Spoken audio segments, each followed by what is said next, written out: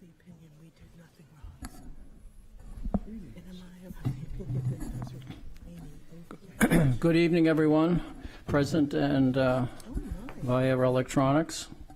And welcome to the first of the two meetings that this board will hold this month. The next being next week, 1 week from tonight. And this evening, we have a pretty full agenda. I would if it saves any people some time, I'm going to just briefly state the rules of how we conduct the meeting, and then I have a couple of announcements on the status of applications. So we ask that the applicant or representative or who's ever speaking for the project comes up and presents within 15 minutes.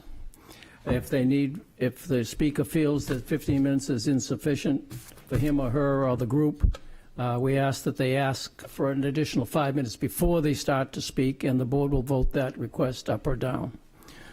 Excuse me. After the presentation, the questions are from the board.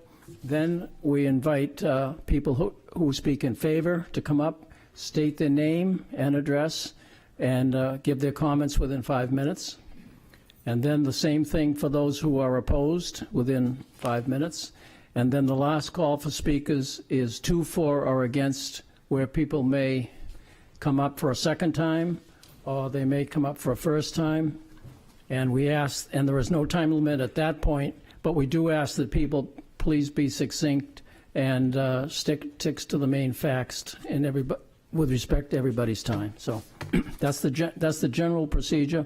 We also have participants sometimes via Zoom. Mr. Stith, do we have any at the moment? We do have one participant, and if you are participating on the Zoom call and would like to speak during the public comment section, please just use the raised hand icon and wait to be called on, and we will allow you to make your comments. Okay, thank you. Having said all that, the status of a couple of projects, let me just address these in people's interest of using their time efficiently. 77 Meredith Way is withdrawn by the applicant and therefore will not be heard tonight by this board. In fact, will not be heard until and if it's resubmitted as a new project and goes through the entire procedure to get to this stage again. But as of right now, 77 Meredith Way is withdrawn by the applicant, so it will not be heard tonight or next week or any time until it's resubmitted, if it is so resubmitted. Excuse me. And then we have a request for a rehearing. We have requests for postpone 1, 2, 3 items. And I would propose that before that we take perhaps those postponements out of order, so that if people are here only for that purpose, they won't have to sit through things that they're not really interested in. So, having said all that, the first request to postpone is for 1 Congress Street.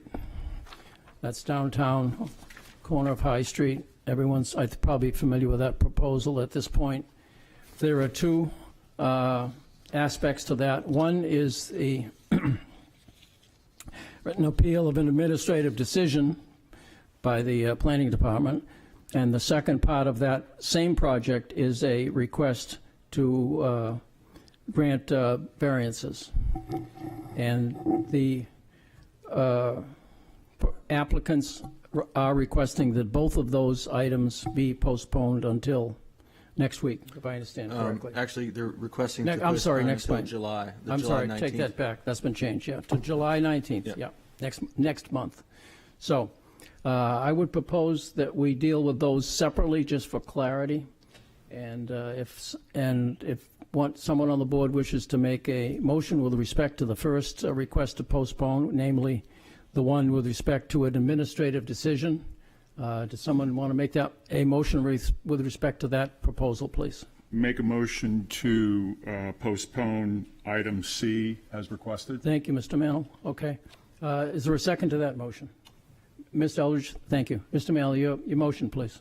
Motion to postpone. They Okay. request it, go. Okay. Anything Nothing further? Brevity. Okay, good. Those, a voice vote will do on this. Those in favor of postponing to the July meeting of item C under old business, please say aye. Aye. Aye. Any opposed? Okay. That one is postponed. Secondly, the same request. Same motion to request to postpone item D as requested. Thank you. Second? Second on that motion, please? Ms. Eldridge, yes, thank you. Your motion, Mr. Mantle. Again, request to postpone. They can postpone. Pretty routine, yes, okay.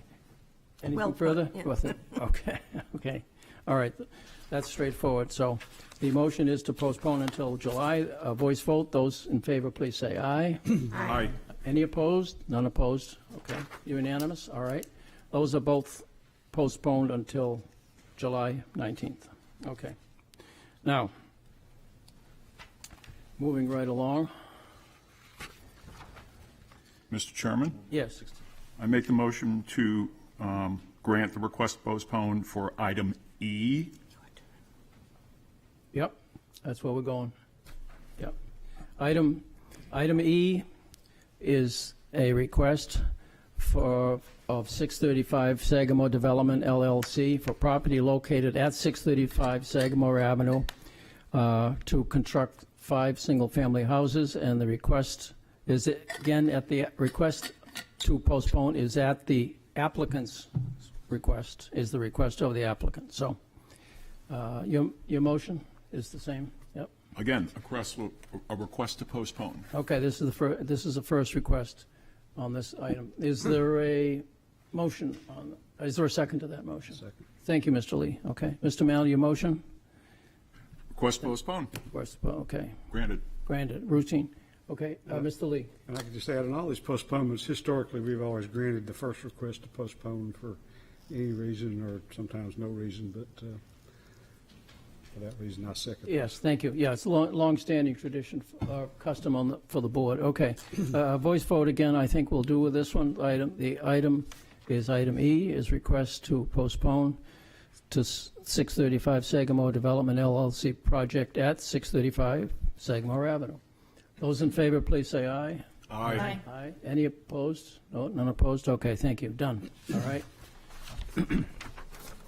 And just to repeat, in case someone's coming late, we have already announced that the item F on the agenda is a withdrawal for property located at 77 Meredith Way. So that was voted through, all obviously. So we can- have a request for an extension here too. We might deal with that before we get into yeah, that's a good idea. The minutes. Yeah. and do the minutes. Yeah, yeah, thank you. And thank you.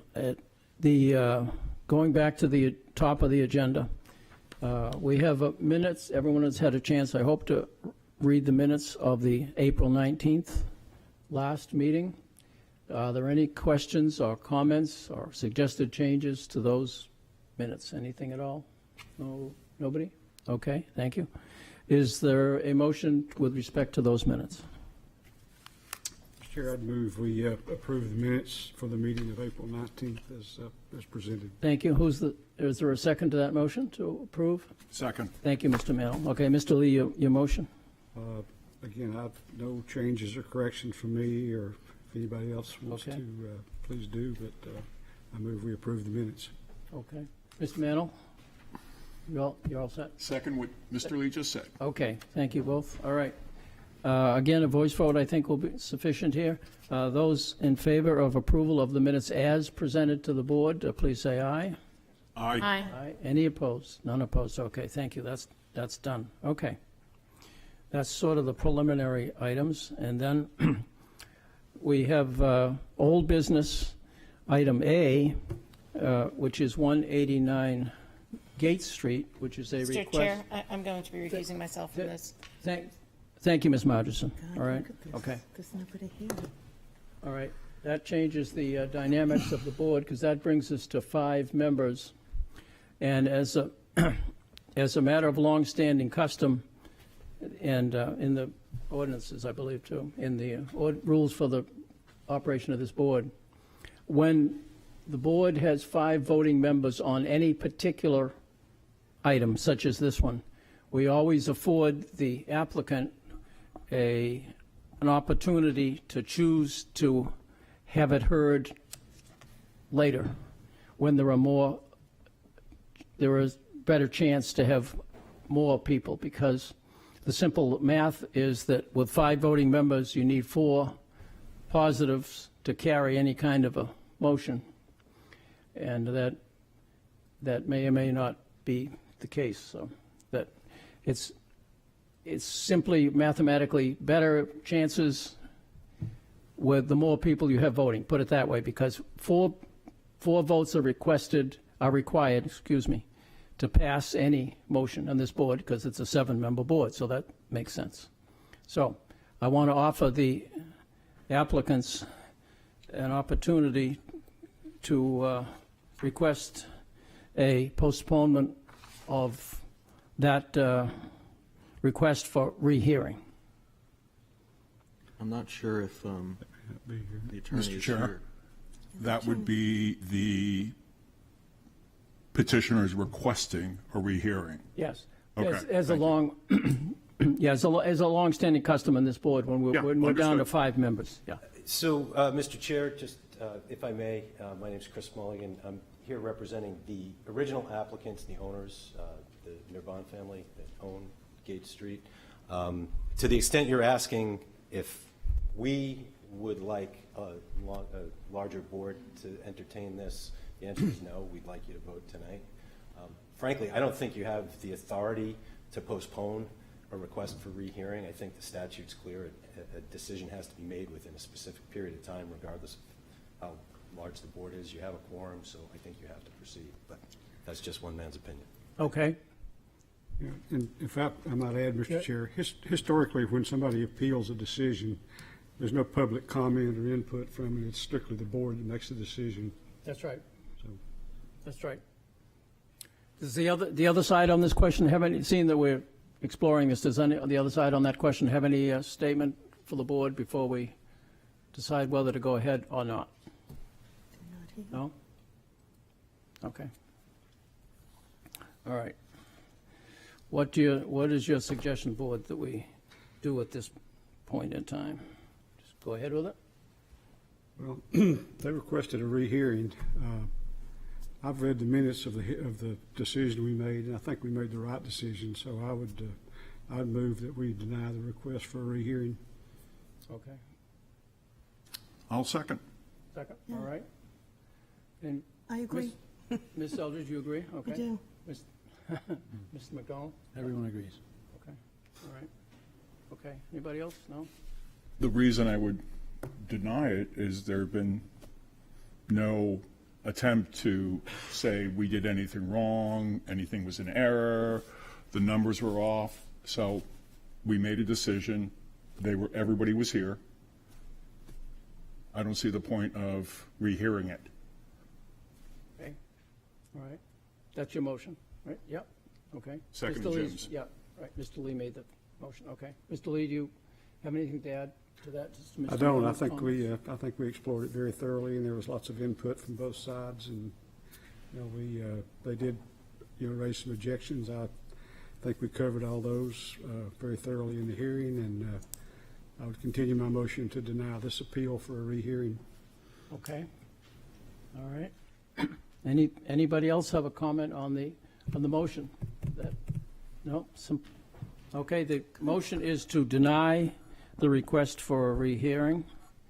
And we'll start down, Ms. Eldridge, we'll start down with you. Yes. Yes. Thank you. Mr. Lee, Yes. Mr. McDonald, Yes. Mr. Mannell, Yes. and I vote yes as well. Okay, that's a unanimous vote, 5-0. Thank you. All right.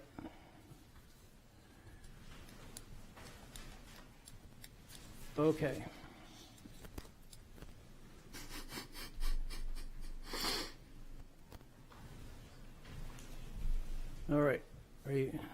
Ms. Margison is resuming her seat.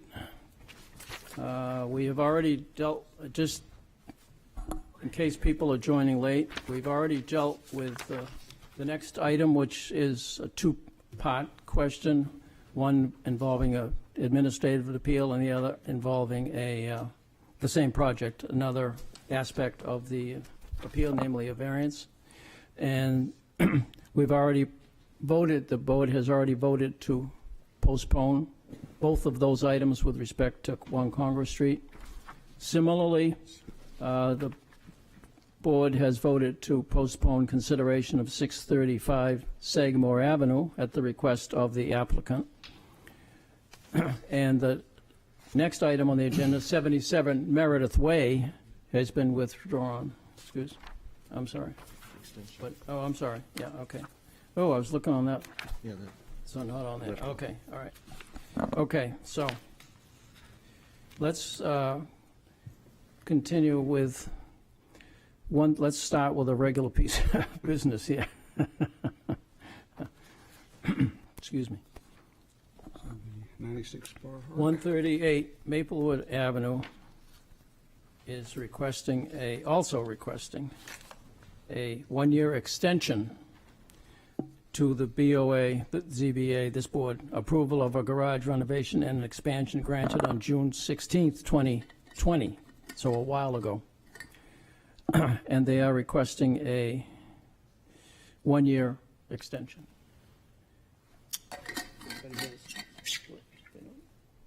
there's no There's no, comment. no, okay. No comments, okay, all right. Does anyone on the board have a motion with respect to 138 Maplewood Avenue? Make a motion to grant the one-year extension Thank you. for item B on the list. Thank you, Mr. Mantle. Second on that motion? I'll second. Ms. Margison, thank you. Your motion, please, Mr. Mantle. It's a simple request. Yep. One-year extensions are routinely granted. Yes, they are. Okay. I think a voice vote will do on this one as well. Those in favor of granting the one-year extension for 138 Maplewood Avenue, please say aye. Aye. Aye. Any opposed? None opposed? Okay, thank you. Okay. All right. Moving along. Okay. That brings us to item G under the old business, which reads as follows. The request of 64 Vaughn Mall LLC owner for property located at 64 Vaughn Street, whereas relief is needed for the addition of a rooftop at penthouse, which requires the following. 1, a variance from section 10.5A 43.30 and map 10.5A 21B to allow a building height of 51 feet 6 inches, where 42 feet is the maximum allowed for a penthouse. 2, a variance from section 10.1530 to allow a penthouse with a 9.5-foot setback from the edge of the roof, where 15 feet is required. Said property is shown on Assessor Map 126 as Lot 1 and lies within the Character District 5, CD5, and Downtown Overlay in Historic Districts. Who speaks in favor of this proposal, please? Good evening, Mr. Chair, members of the board. I'm Attorney John Boson, and I represent the applicant, who's Novacure, the owner of 64 Vaughn Street. I think our presentation may leak over 15 minutes. You know, I've timed it. We're right around 15 minutes, but I think we ought to just plan for 20 if that's okay with the chair. All right, is there any objection to the edit? Okay, go. Thank you. You've got it.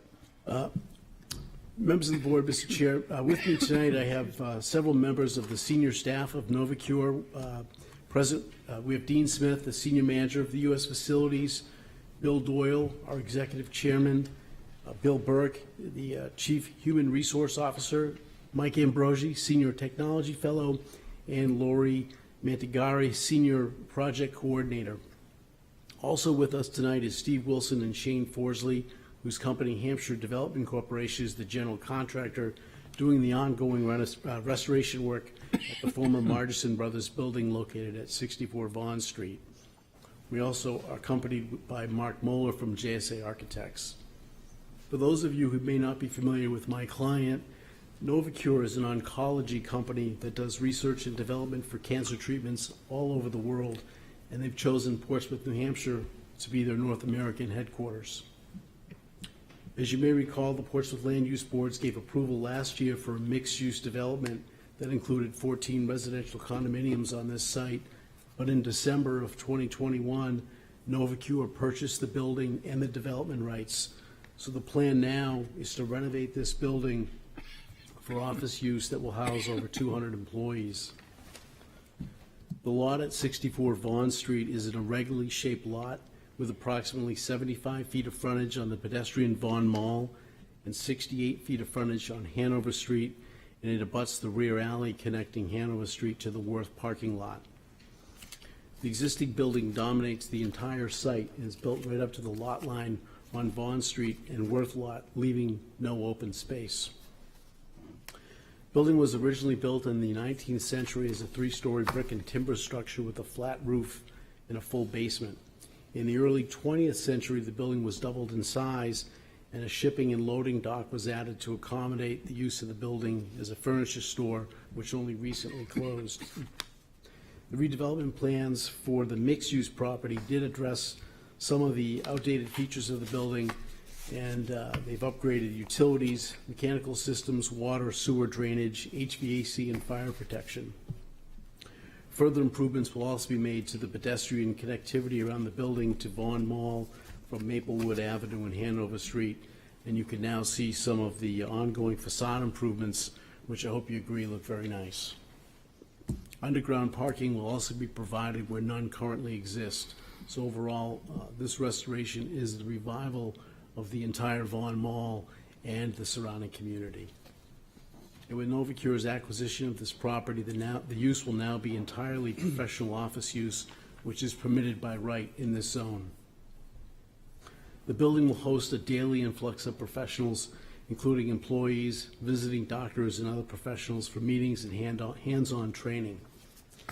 It's for this specific purpose that Novacure seeks your permission tonight to add a structure to the roof in order to provide employees and guests not only training in classroom space, but access to private outdoor space which is not otherwise available, given the existing as-built environment. Because the roof is flat, it's a logical place to construct this recessed pavilion. This structure will add about 2,500 square feet of functional space along with an outdoor patio and seating as shown on the plans. The proposed design has also been designed to shield the necessary rooftop mechanical units. And lastly, and very importantly, is the fact that the additional height being proposed is actually shorter than many of the recently renovated buildings in the surrounding area. For instance, the building across the street on Hanover Street is a 5 to 6 story building, 45 to 70 feet tall. Neighboring Maplewood Avenue building has a tower, a skylight, and mechanical appurtenances of which are higher than what are being proposed. And Jimmy's Jazz Club across the Worth lot is also taller. So the massing and the scale of the proposed addition is not out of place, nor will it dominate the surroundings. In fact, the addition will be set back from the edge of the building and barely visible from the ground level. Now, because this property sits in the historic district, if you approve the variance tonight, the design and the approval will ultimately have to go to the HDC for final approval as well. For purposes of tonight, we are asking for a variance as advertised from section 10.5A 43.30 and map 10.5A 21B to permit a building height of 54 feet at the peak and 51 feet 6 inches to the midpoint, where 40 feet plus 2 feet for the penthouse is the maximum allowed. And so in essence, the relief is really only 9.5 feet. Due to the unique structure of the lot, the unique shape of the lot and the building at the edge of the chamfered parapet, the exterior face of the penthouse is 9.9 from the parapet edge of the roof, so we need a variance from section 10.1530 to permit a penthouse with a setback from the roof edge of 9.9 11.9, where 15 feet is required. Now, before I go through the variance criteria, I would like to invite Bill Doyle from Novacure up just to address the board and tell you a little bit about how they propose to use this space. And then I'd like to have Mark Moeller from JSA come up and just kind of walk us through the plans. Then I'll come back and we'll address the variance criteria.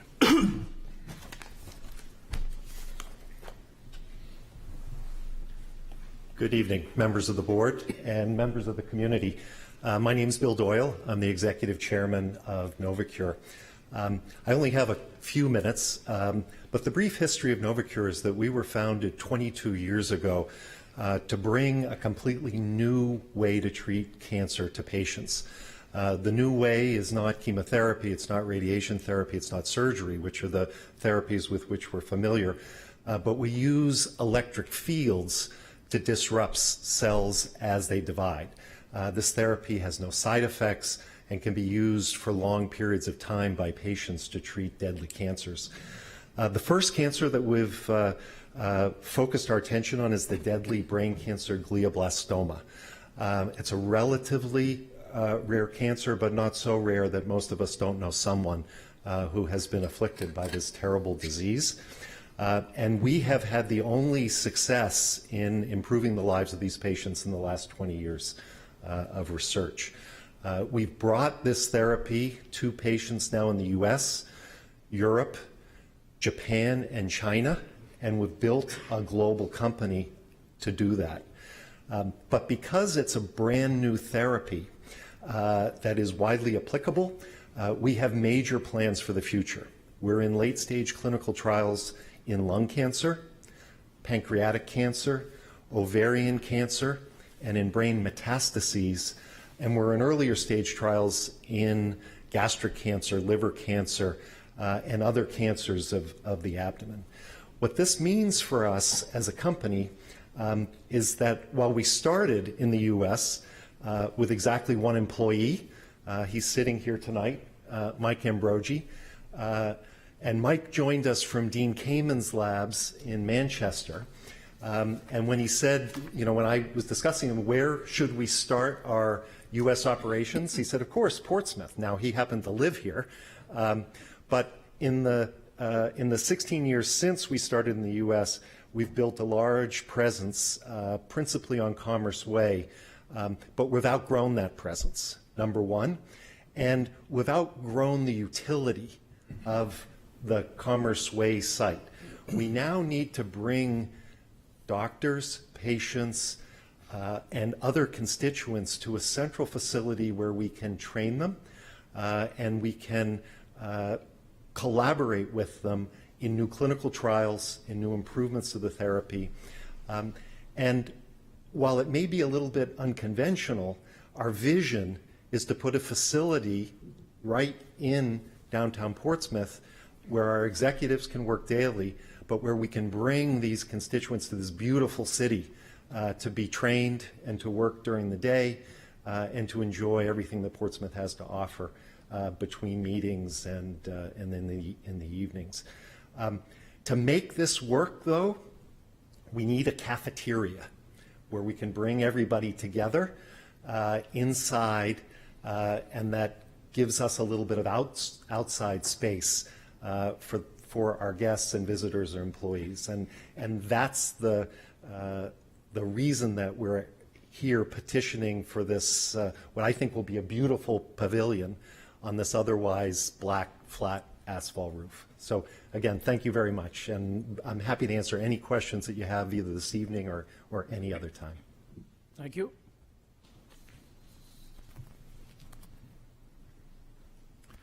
Good evening.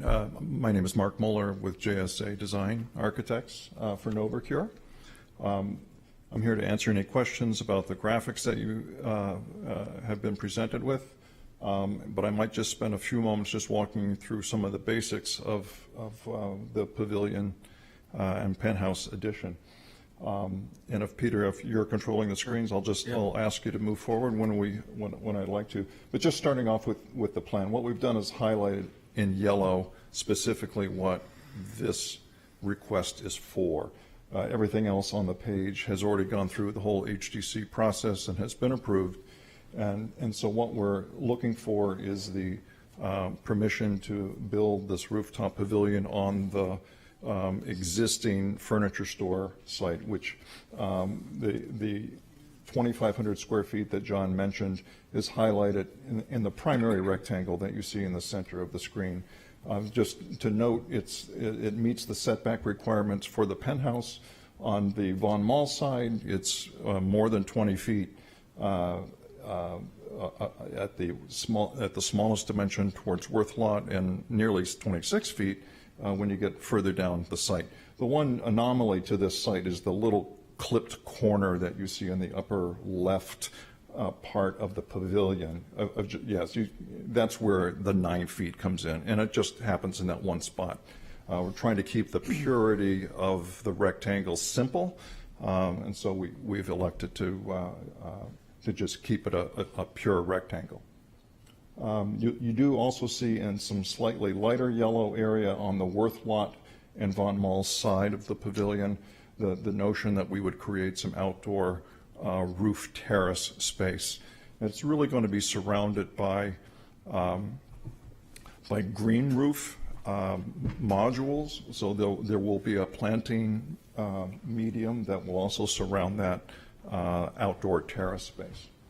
The next slide. So what we've done just before, and we'll just touch on this briefly, all of the little red icons that you see, they're numbered, and what we've done is prepare a series of views, both with and without the pavilion, to give you an appreciation for, because of the nature of the setback. In other words, that this historic building would have typically had some industrial light wells or roof monitors, and so we sort of fashioned the shape of this to be similar to that in its character. But because it's set back so far from many of the edges, you'll see as you advance through the slides, as an example, from Hanover Street, you're not going to see it at all. So the without shot is on the left, and the with, obviously, it's completely screened by virtue of this portion of the building, and we can just scroll through these very quickly. Again, we've walked around. This is the La Coretta restaurant that you see in the foreground. You do get a glimpse, and we've added the yellow color, again, just to symbolize the mass of what will be seen.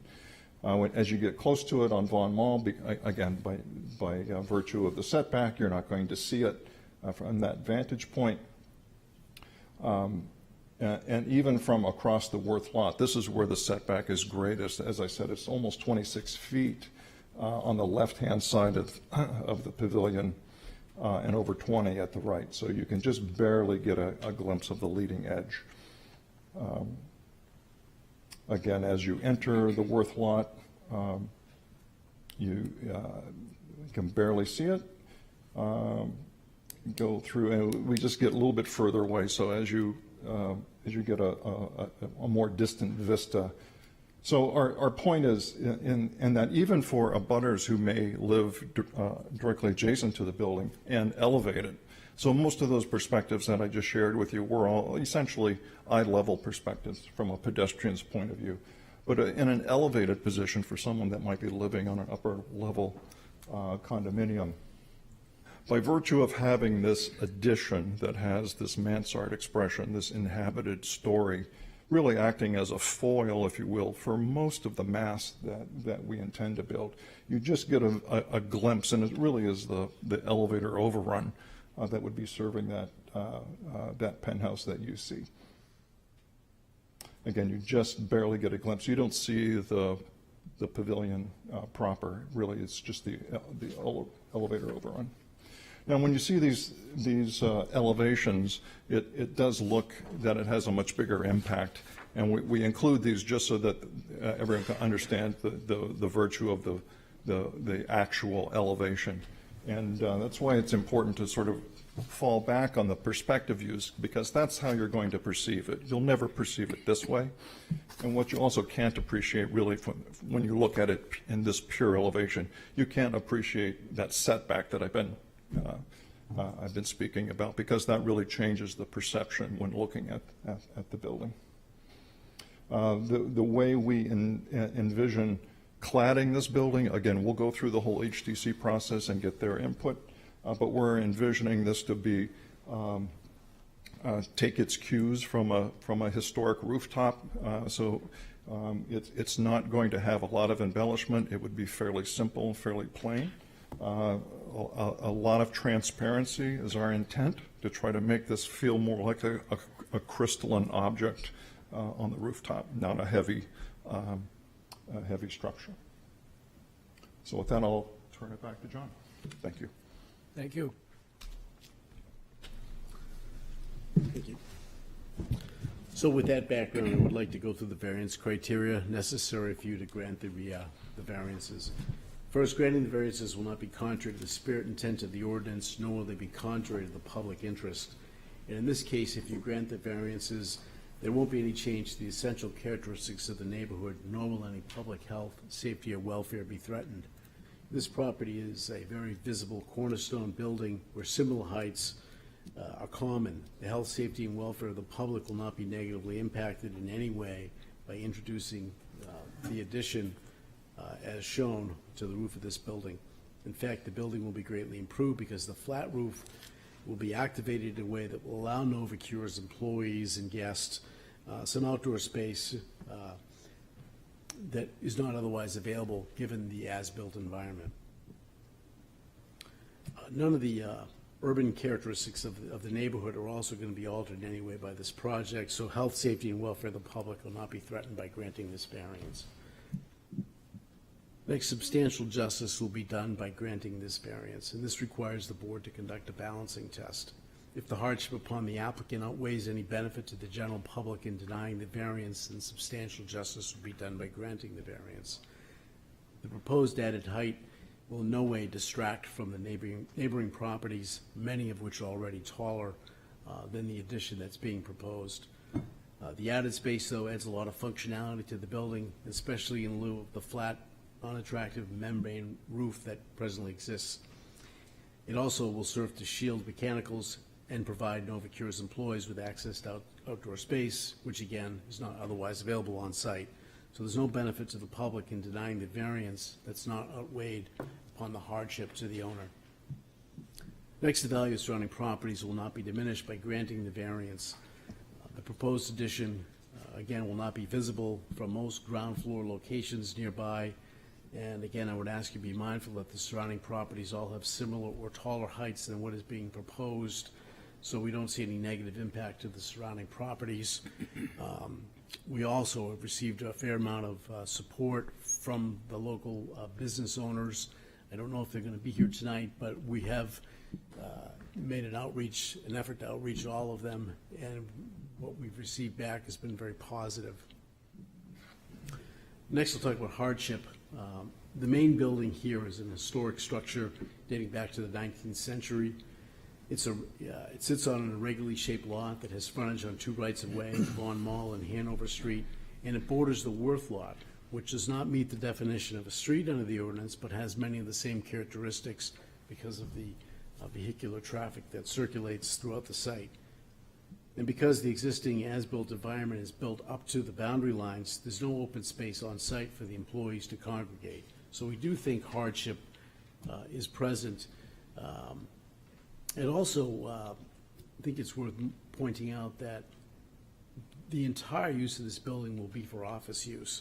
So there won't be any ground floor retail, and that is something also that's unique that doesn't exist nearby.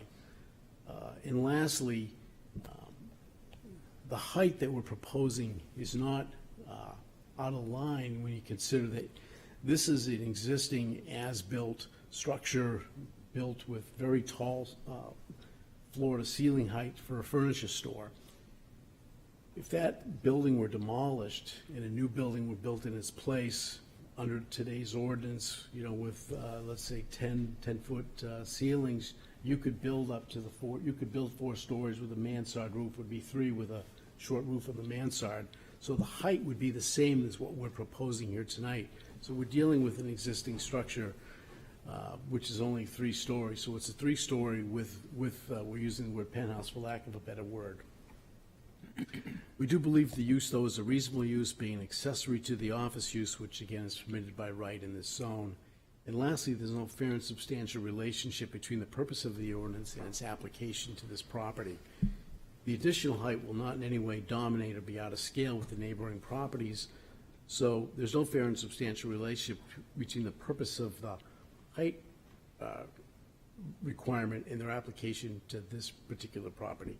So for all these reasons that we've discussed here tonight, we do believe that the criteria necessary for you to grant the variances are met, and we respectfully request approval.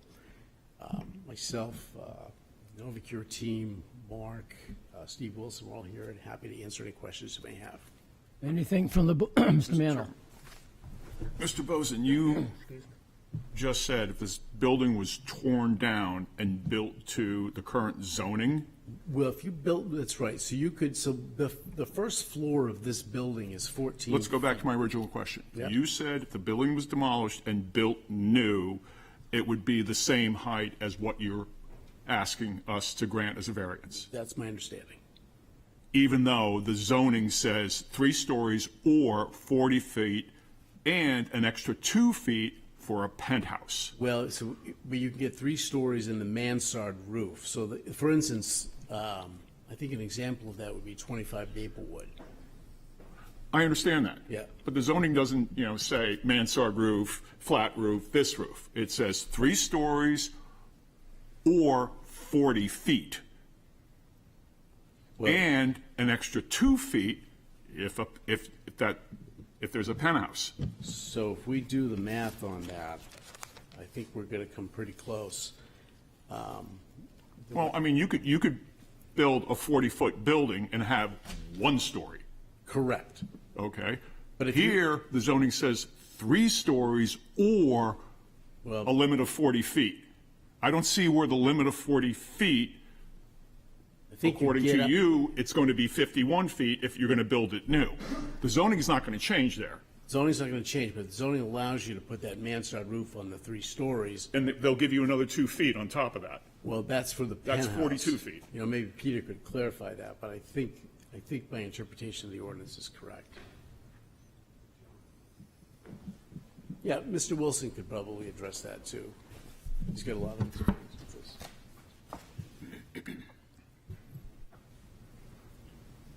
So, it's a good question. Excuse me, because your name and address, sir, My please. name is Steve Wilson. I live in Kensington, New Hampshire. I'm the former owner of the property and the contractor on the project. Thank you. And I was the guy who got it approved as a mixed-use project. So I'll clarify, when we bought this building, in the zoning, you have minimum floor-to-ceiling heights. So in this 40 feet, you would have a minimum 12 feet floor-to-floor for the first floor. Ours is 14, so 2 feet is squandered. I'm just going to use that term. The next 2 levels are 12 feet approximately, so 2 feet on each of those is squandered. So if you have a flat roof, you measure a flat roof right to the flat. But the reason you see so many mansard buildings in town is because when you measure a mansard roof, you only go halfway up to the top. So many mansard buildings in town, like 25 Maplewood, actually has a height of 56 feet to the very top. But the top of the flat, so they come up with a mansard, then they flatten it. So now it's a sloped roof, so you only have to measure halfway up. And so the zoning anticipates, I just say, a mixed-use residential commercial property here. And when you're a developer, you say, okay, give them the minimum per floor, and then you measure up 8 feet, halfway up a mansard. Well, the top of that's at 16. So the fact that the building was existing and that it's 14 feet on the first floor instead of 12, and then it's 12 instead of 10, and then another 12 instead of 10, plus they give you another 2 feet on top of it, sort of as a bonus, you know, I can't remember the term, you have 8 feet. So your mansard comes up, and your ceiling height in the mansard's 8 feet, and you get that 4th story that's under roof. They don't call it a 4th story, they call it under roof. So I think that's what John was trying to explain to you, and I've sort of had to know about that stuff because I've done, you know, the Connie Bean project, which had an existing building with a gambrel roof, built before zoning. And then when I built the other building, I got that 4th floor. But I want to point out that 4th floor to somebody like me, as a profiteer, I don't mean that in a negative way, but it sort of is, that's the cream of the crop. So you get a lot of people coming in trying to extend the roof of their building and using the zoning to their advantage by having a gambrel roof. Whereas in this application, the sort of formula, in my view, and this is just me, is that's why we have so many mixed-use buildings in town, or a lot of them, and the upper floor is the penthouse. So everybody wants the penthouse, and everybody who has a penthouse wants theirs to be the highest one. This is about an existing building which we preserve to historic standards, that the user, who's a new kind of user for us, needs this space to have an outdoor location. There's no balconies, there's no decks, so that's, I hope that explains that to you. Yeah, I mean, my question was more about what was said, because No, he didn't say it was, or we Yeah. built it. This is an old building. If we built it now, we wouldn't have 14 and 12 and 12. We'd have 12, 10, 10, and that 4th floor, we'd use the 8 feet up there. So in reference to the picture shown as approved and with the penthouse, Yeah. when you're talking about the mansard roof, you're talking about the new building that's going on to the right, correct? When I mentioned mansard roof, that is typical of how you would I understand dimension that, this. but the mansard roof in this project is the building to the right, the new building, correct? That's one of the ones in the neighborhood. Correct. That's And correct, yeah. The penthouse is for the Cabot building, correct? It's Which the doesn't same have a mansard project roof. now, What? which are joined. I understand that. Same project. Okay, but we're talking about the Cabot building, Okay, which is a sure. flat roof, has no mansard. Correct. Thank you. Okay.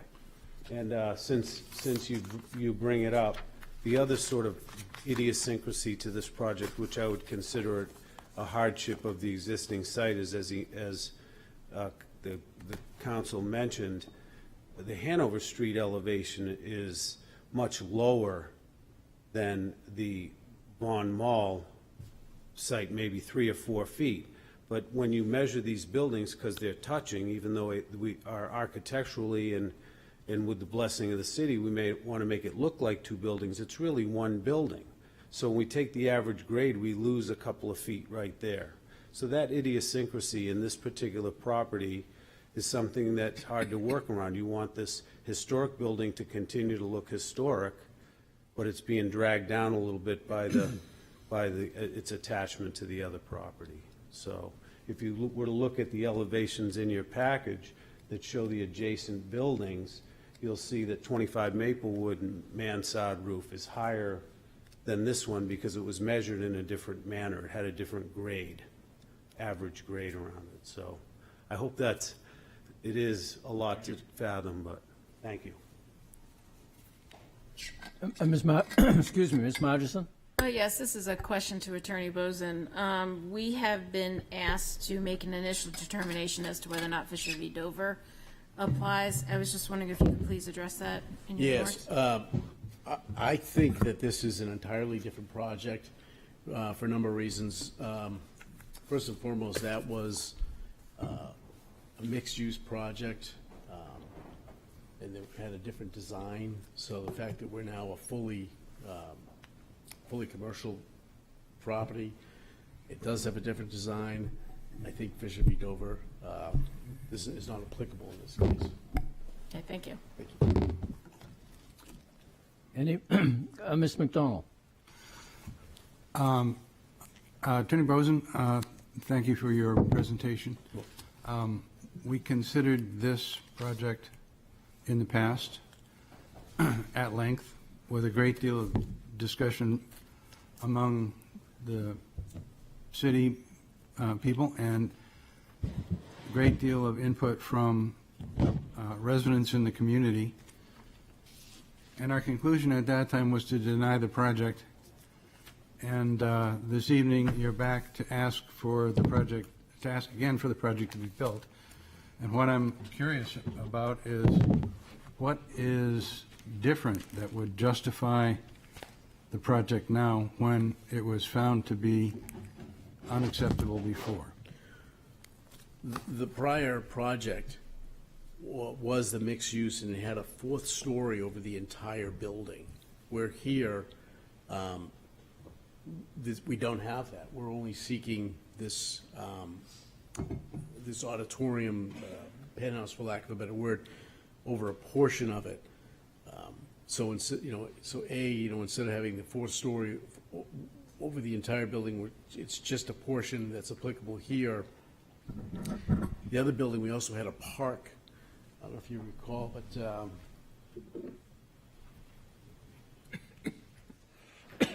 this area over here was actually an outdoor park. So there was an outdoor park. We had a four-story over the entire structure, and it was a mixed use. So now we're not dealing with the park. We're not dealing with mixed use. It's an entirely office use, which is permitted in the zone, and we're just seeking the penthouse over a portion of it. So that we do think it's a different project.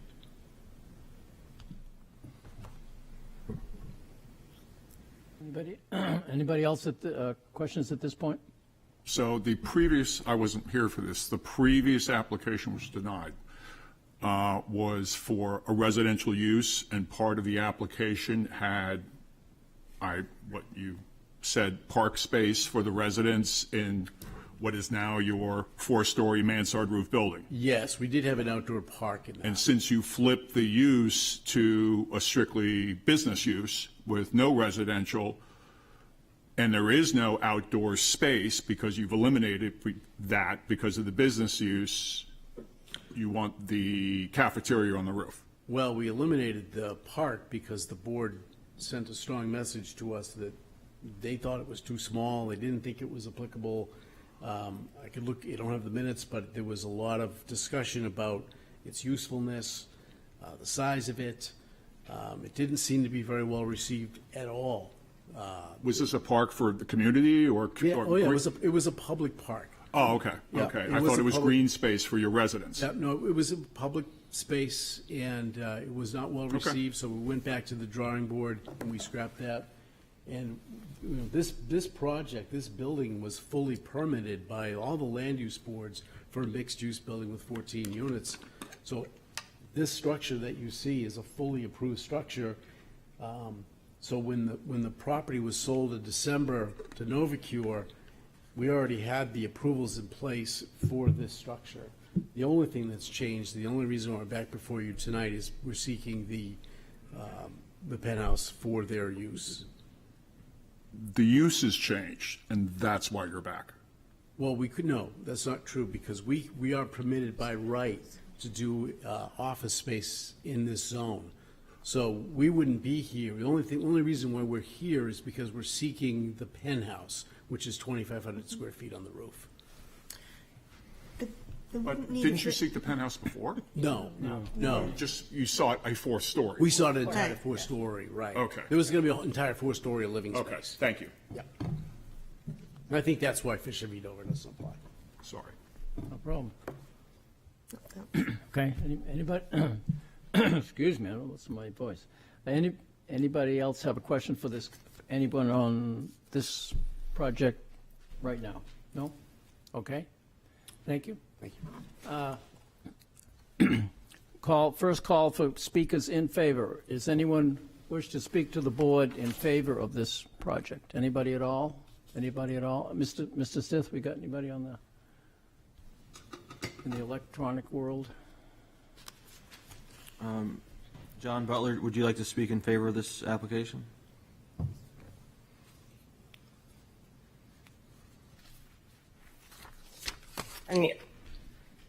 Hello? Hello? Can you hear me?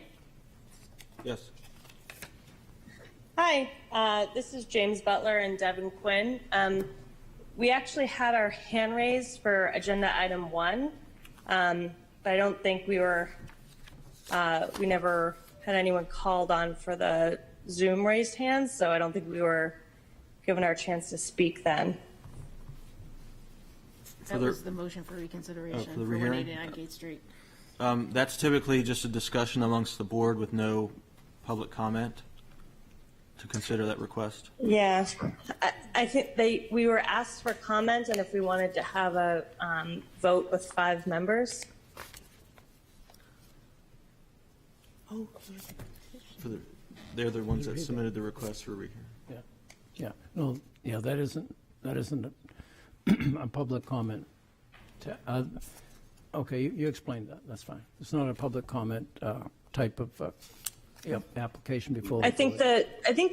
I'm sorry to interrupt, sorry, there's a little delay. The attorney for the other side was able to speak on it.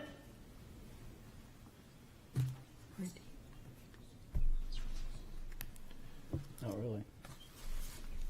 really? Mr. Chairman, to my point when this came up, the only people who could request to not have it here would be the people asking for the rehearing. That's correct. And if they were on the line and they didn't get the chance to make that decision, even though we already took the vote because we didn't think anybody was here. No, that's but correct. they apparently were online. We can't. Correct, Yes, if they're not here and there's no indication, we have no way of knowing it, that they want to speak.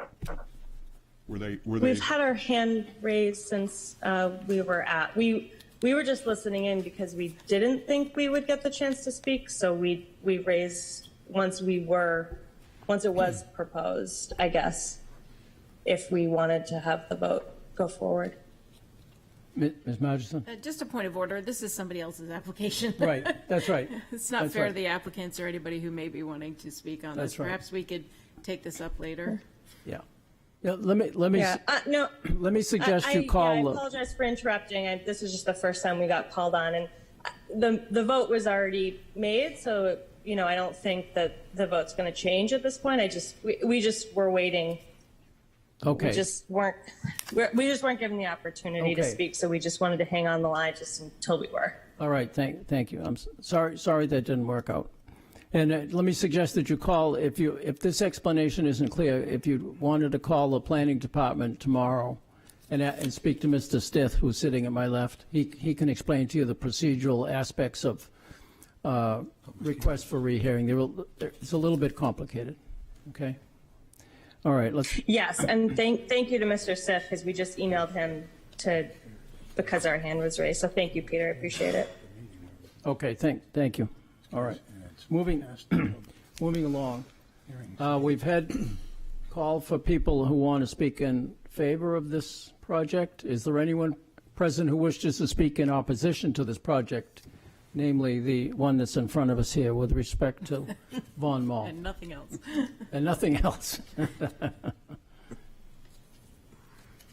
Good evening. Thank you for the time. My name is Allison Griffin, and I'm an abutter, and I live at 25 Maplewood, right next to it. I did also submit a letter with some points that were important to me, but I just wanted to highlight a few more. I think it's wonderful that the company like Novacure has decided to come to Portsmouth, but I am wondering how a new owner, just because a new owner purchased this building, they think that they can apply for a new variance that was previously denied. They knew what they were buying. They knew it had just been denied. And when they say it wasn't a penthouse, the previous, if you go look at it, it was a penthouse. It was going to be for 2 units for people to live in that were going to be condos.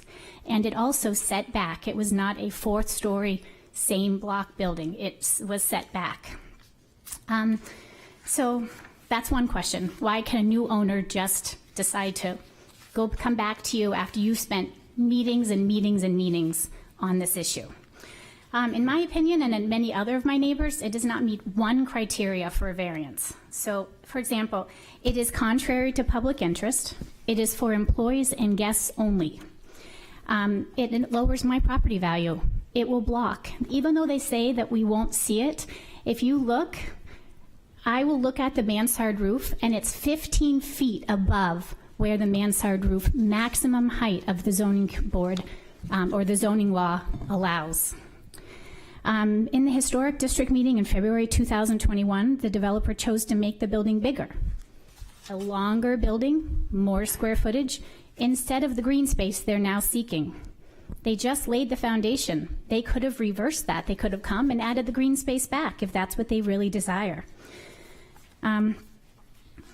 No way does the applicant have a hardship. They bought it knowing exactly what they were buying. Substantial injustice will be done. You will be setting a precedent for the allowable skyline and height in the historic district. As we know, other buildings will be coming up for sale. I could name a few that I'm only imagining will, and they will also be coming to seek higher variances.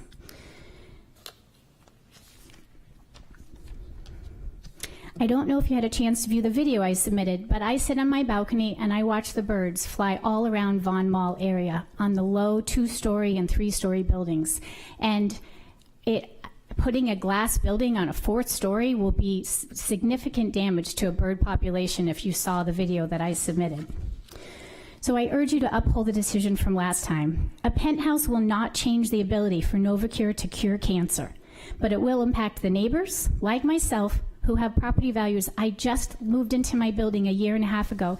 I bought it being told that the variances in the building would be 3 stories by the builder who sold me my building and is building the building next door. And immediately after I bought it, the variances start being applied for. So I thought I'd be protected by the variances, and it will impact what I look at in my property value. So please do not allow this variance. They have no grounds for it. Thank you for your time. Thank you. Are there other, excuse me, are there other speakers in opposition, please? Would you, anybody else? Anybody else? Mr. Stith? No? Okay. Last call for speakers in opposition? Okay. Last call for speakers, period. 2 for or against. 2 for or against. Mr. Chair, I'll make this quick. Peter, could you put up slide 10 of 17, please? This is 10. Is this not the? No, I'm sorry. It's sheet 10. Sheet 10. Okay.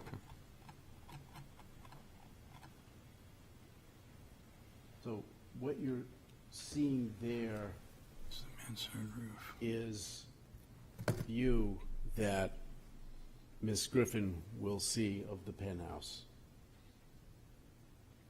That's from her elevation, looking at the building. That's the view. It doesn't block her view. It's very, very minimal. I just wanted to point that out. Thank you. 2 for, yes, come back, please.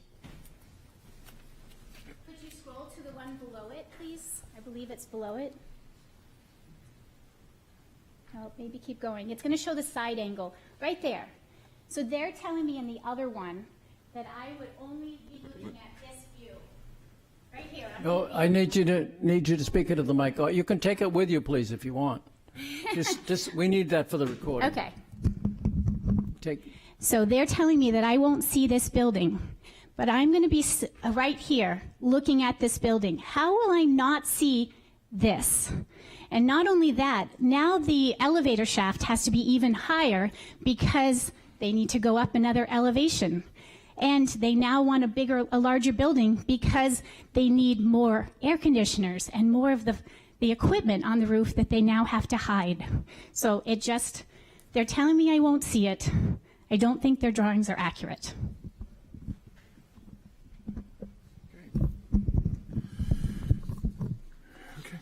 Any, last call. 2 for or against, anybody?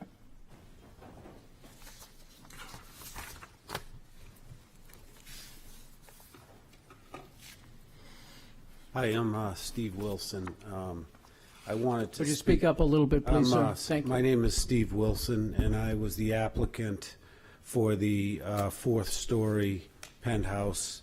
It was the 4th floor on that building. It was a flat roof structure, so it effectively would have been a 4-story. The application was for, the zoning requires us to build the new building and all buildings in this district within 5 feet of the property line. The application we tendered to the board was to trade a park space and displace that park space with buildable area on the existing building.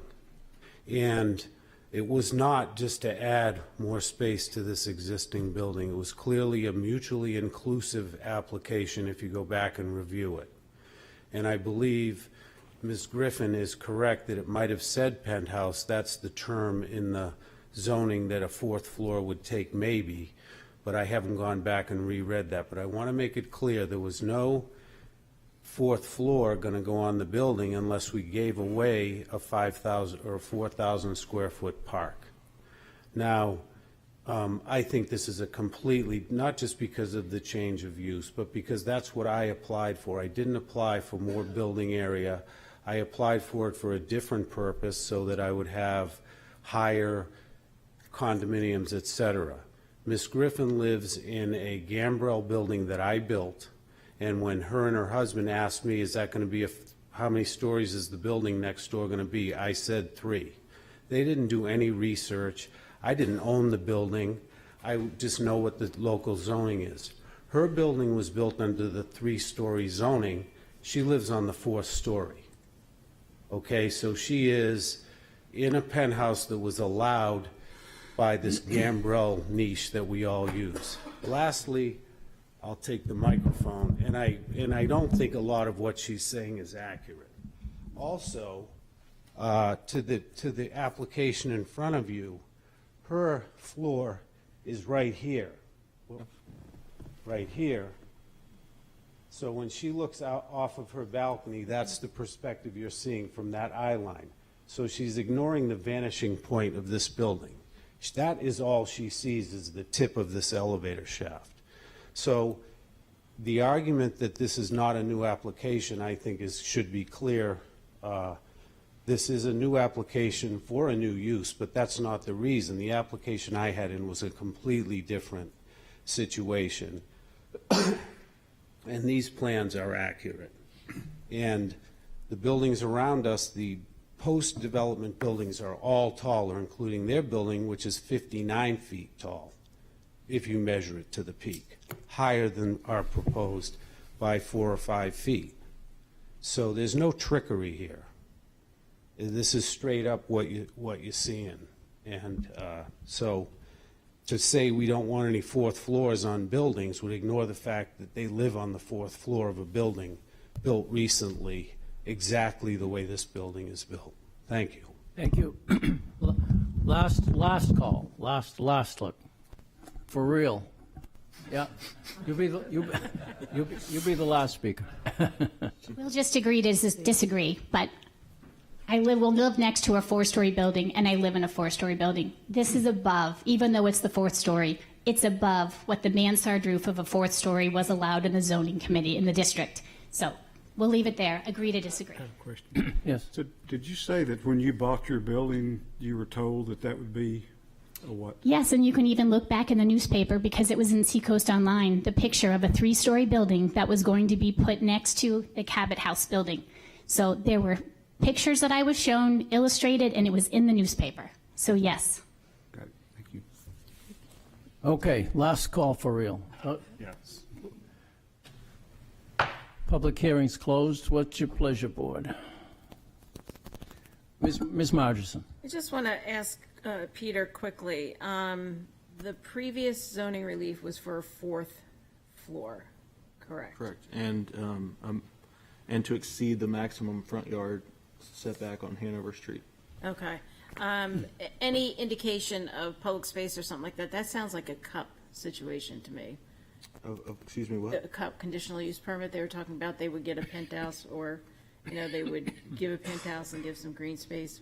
Well, they were proposing the extra height, but they were going to propose to give the city a park.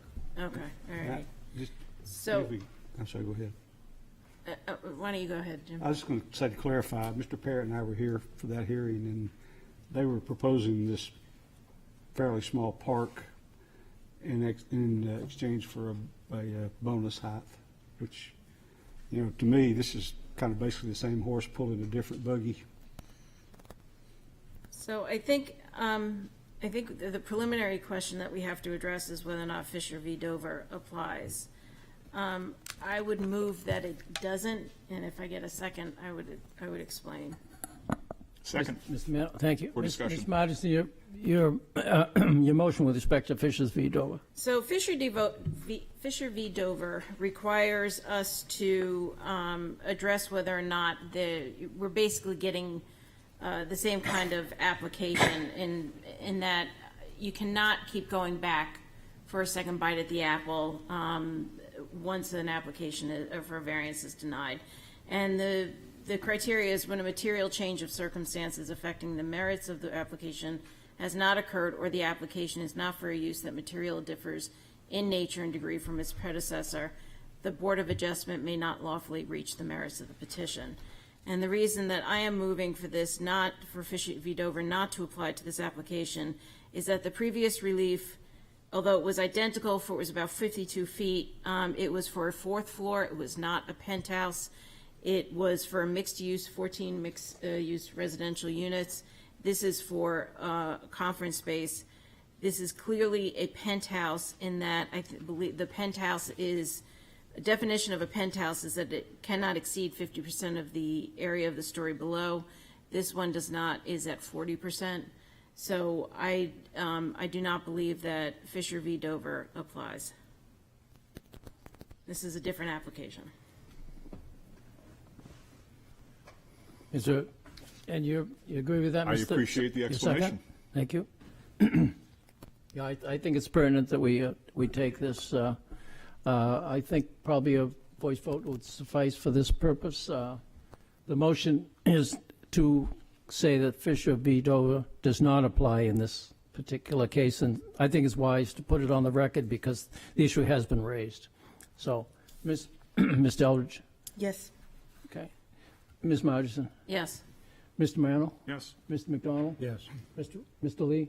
I would vote yes also, and I'd also comment the staff concurred in that their thoughts here apparently Yes. that Fisher v. Dover does not apply. So Yes, I and I agree with that. And I vote yes also. Yes, okay. Okay, that's clarified, okay.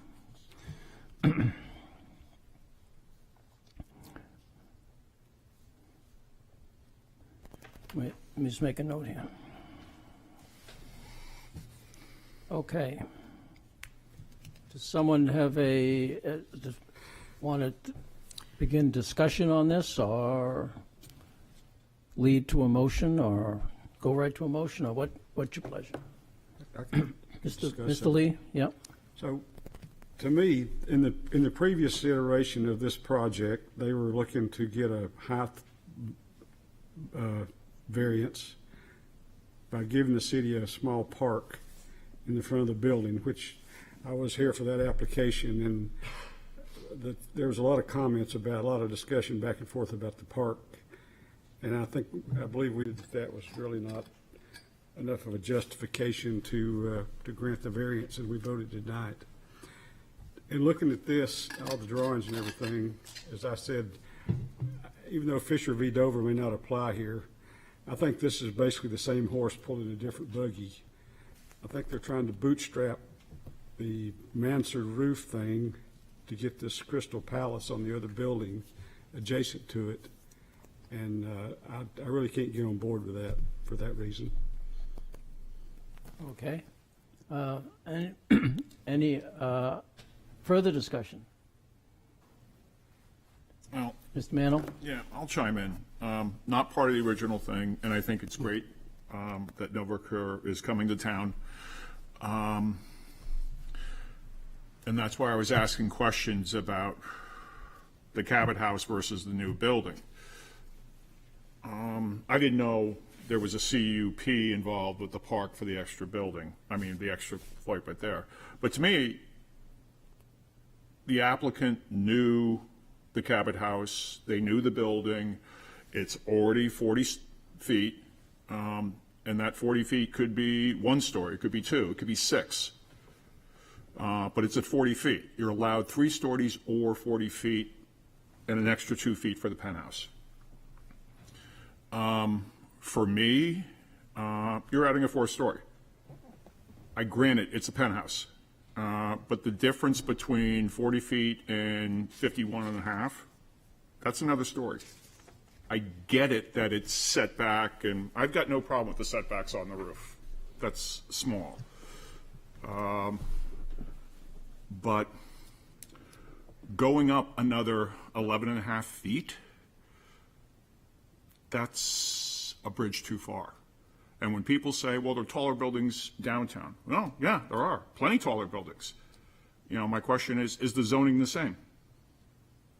I remember when the character-based districts, form-based zoning came in, and all the staff work done on building height limits and story limits up and down Congress Street and Hanover Street and all the buildings downtown because of the immediate neighbors. And this was done at 40 feet, and there was no objection to that.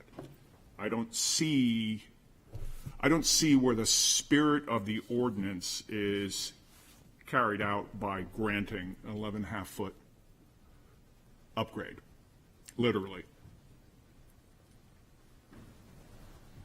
But I haven't made a motion. Thank you. No. So you're looking at me. Hold that thought. Ms. Margison. I just, I say I appreciate the excellent presentation by Attorney Bozen and the architect who actually spoke in terms that I could understand. But I will not be supporting this application, and somewhat regrettably, because it seems somewhat, frankly, harmless. However, I go back to the spirit and intent of the ordinance, which is to regulate building heights. That is specifically stated in the ordinance. It's very clear that they did not want this to go past 40 feet, and even that a penthouse, they even included the contemplation of a penthouse in that building height, and that they said they could get an extra 2 feet for the penthouse. And therefore, there's a real intentionality to figuring out this building height in that particular zoning district. So I feel like this is a directly contradicting the zoning ordinance as it was written. Okay. I ought to chip in with respect to this park, because it's mentioned, the so-called park has been mentioned several times, and as Mr. Lee said, he and I were on the board at the time, and I have a very strong recollection that the sentiment of the board was practically unanimous that it would be of little or no use, because it was because of where it was located, the size, the likelihood of people finding it useful. So it just was an idea that didn't go anywhere. So the other recollections that have been presented with respect to that this evening are entirely correct. So for what that's worth. So who's got another? Miss Eldridge. I'm not sure I agree with everybody on this, because I know it's 11 and a half feet, but the city is a living, growing city, and the heights of the buildings in town, little by little, have changed. And maybe it's the zoning ordinance that hasn't quite kept up, because I don't see how this is contrary to the public interest. I'm having trouble seeing it. On the other hand, I'm having some trouble seeing the hardship, because it's hard to imagine that there couldn't be room for meeting space within this large building, and that meeting space could still be attained outside without the penthouse. So I think I'm going to have to vote against the ordinance, but I just kind of want to say that I just don't see height. I think it's going to keep coming to us, and this is fairly I mean, it is 40% to the top of the building. It's not massive. But I'm sorry, I'm having trouble with the hardship part of it, so I'm going Okay. to have to. Thank you. And anybody else? Any other comments before I try to encourage a vote, a motion? Excuse me. I can do a motion if you Thank you, Ms. Marges. So, I vote to deny the variance application as presented and advertised, in that the spirit of the ordinance is not observed. The particular provision of the zoning ordinance that they're asking for relief from, Section 10A, 10.5A 4340, it only allows for 3 stories or 40 feet and an extra 2 for the penthouse, and this is for 52 feet. I also find that the definition of penthouse specifically includes that it has to be set back at least 15 feet from the edge of the roof, and this is for a penthouse, which on one side is 9 feet. I find that it is just not a slight variation on the ordinance, but in direct conflict with something that was enacted. Okay. Second? Second. Okay, anything further? No? No? Well, I would second. I'd just say, I agree with Ms. Margison's assessment. I think, maybe it's a little bit, but you have a little bit here and a little bit there, and as this continues, then you eventually have a pretty significant amount of congestion and overdevelopment, and I think those things would be inconsistent with the spirit of the ordinance. Okay. Anybody else before we go to a vote? No? Okay. I won't be supporting the motion, but I think we're going to go to the vote right now. The motion is to deny. Excuse me, Ms. Eldridge? Yes. Ms. Margison? Yes? Okay. Mr. Mantle? Yes. Mr. McDonald? Yes. Mr. Lee? Yes.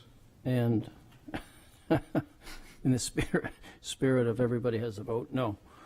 So, okay, the motion to deny has been passed. So, there we are. All right.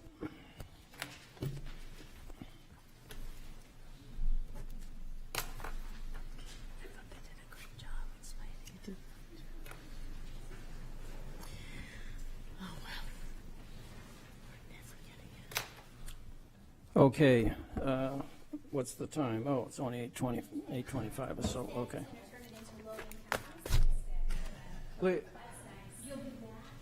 Please, if you, okay, thank you. Moving along. We have completed the old business, and we're moving into new business. Item A under new business reads as follows. The request of Adam Fitzpatrick and Emily Smith, owners, for property located at 96 Sparhawk Street, whereas relief is needed to add an addition on the existing dwelling and in addition to a shed which requires the following. 1. Variances from section 10.521 to allow A 4-foot right side yard where 10 feet is required, and B, an 8-foot front yard where 15 feet is required. 2.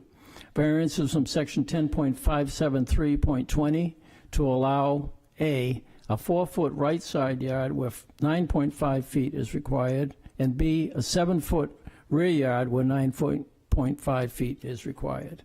3. A variance in section 10.321 to allow a non-conforming building or structure to be extended, reconstructed, or enlarged without conforming to the requirements of the ordinance. Said property is shown on Assessor Map 159 is Lot 16 and lies within the General Residence A GRA district. Who speaks in favor of this proposal, please? Good evening.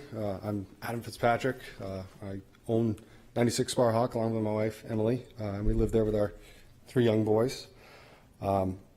So the project we're proposing is basically an addition to our existing home. We've got about 1,250 square feet now. We need a little more space for 3 young kids. They're starting to run around a lot more, move around. We're trying to basically add a little bit more living space, a little bit more storage space, a couple of bedrooms, and a bathroom. Pretty standard addition.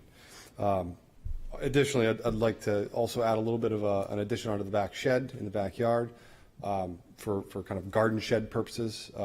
We don't really have great storage access in the house currently. The access to the attic is very limited through a very small hatch, and the basement is a dirt floor, and there's some moisture issues there. So storage is quickly being eaten up with all the kids' stuff. During the course of the project, we also intend to basically remake the entire exterior of the house. So all the siding will be taken off, all new windows, all new siding, all new roofing. So the overall general appearance of the house and the exterior view of the house will be improved greatly. I have discussed this project with all my direct neighbors on all sides, and they're all supportive.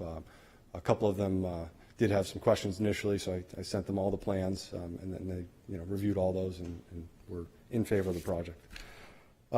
Just to run through the 5 criteria quickly.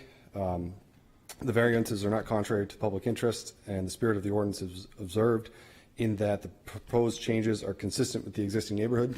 There's many other structures in the neighborhood that are similar to this, very small setbacks on different sides. Our side yard, actually, the neighbor is within 1 foot of the property line there, so it's a pretty normal thing in this older neighborhood.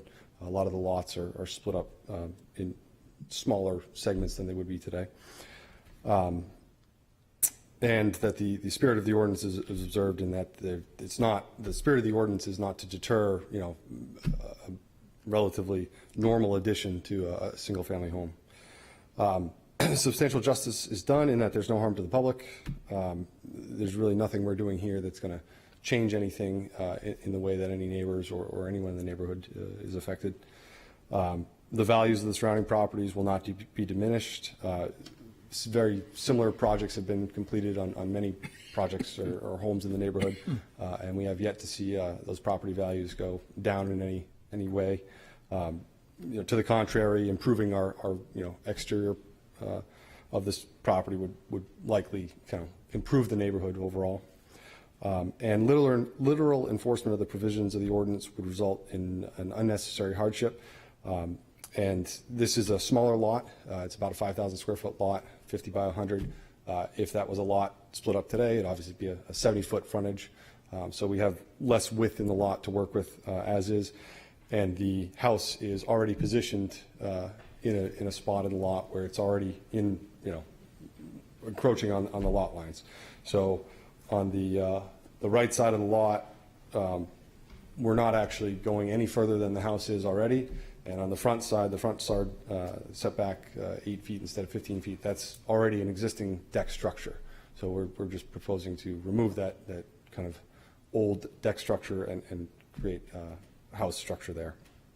And then in terms of the shed in the backyard, I included some pictures in the proposal that kind of showed just the general condition of that area. That shed is already 4 feet on the back side or on the right side yard, and I'm only asking for effectively was it 1.5 feet, 9.5 feet versus 7 feet due to the height of the shed. The requirement is 9.5 feet. So it's a very minor thing. There are plenty of other sheds in the neighborhood that are of similar construction and position in their lot. And that's all I have. Thank you. Any questions from the board at this point? Ms. Marterson? Just a quick one. That wall that is in front of your property, is that shared by you and your neighbor? Yeah, so that was constructed by the city some time ago, and I'm not sure exactly what's going to happen with that wall. There is going to have to be some kind of figuring out of what's going there just for access to the rear yard during the construction, and additionally the water line and the sewer line are both going to need to be replaced. One's a clay pipe sewer line, and the other one's a old galvanized water line. Those both run under that structure as well. So that is something that I will have to address with the city and figure out, how that's going to be done. Okay, thank you. Yep. Anybody? Mr. Mantle? The shed addition? Yep. Back of the car shed, what's that for?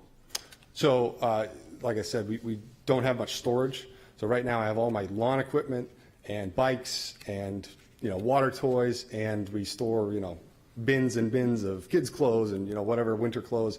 That all goes in the shed, along with a lot of my tools.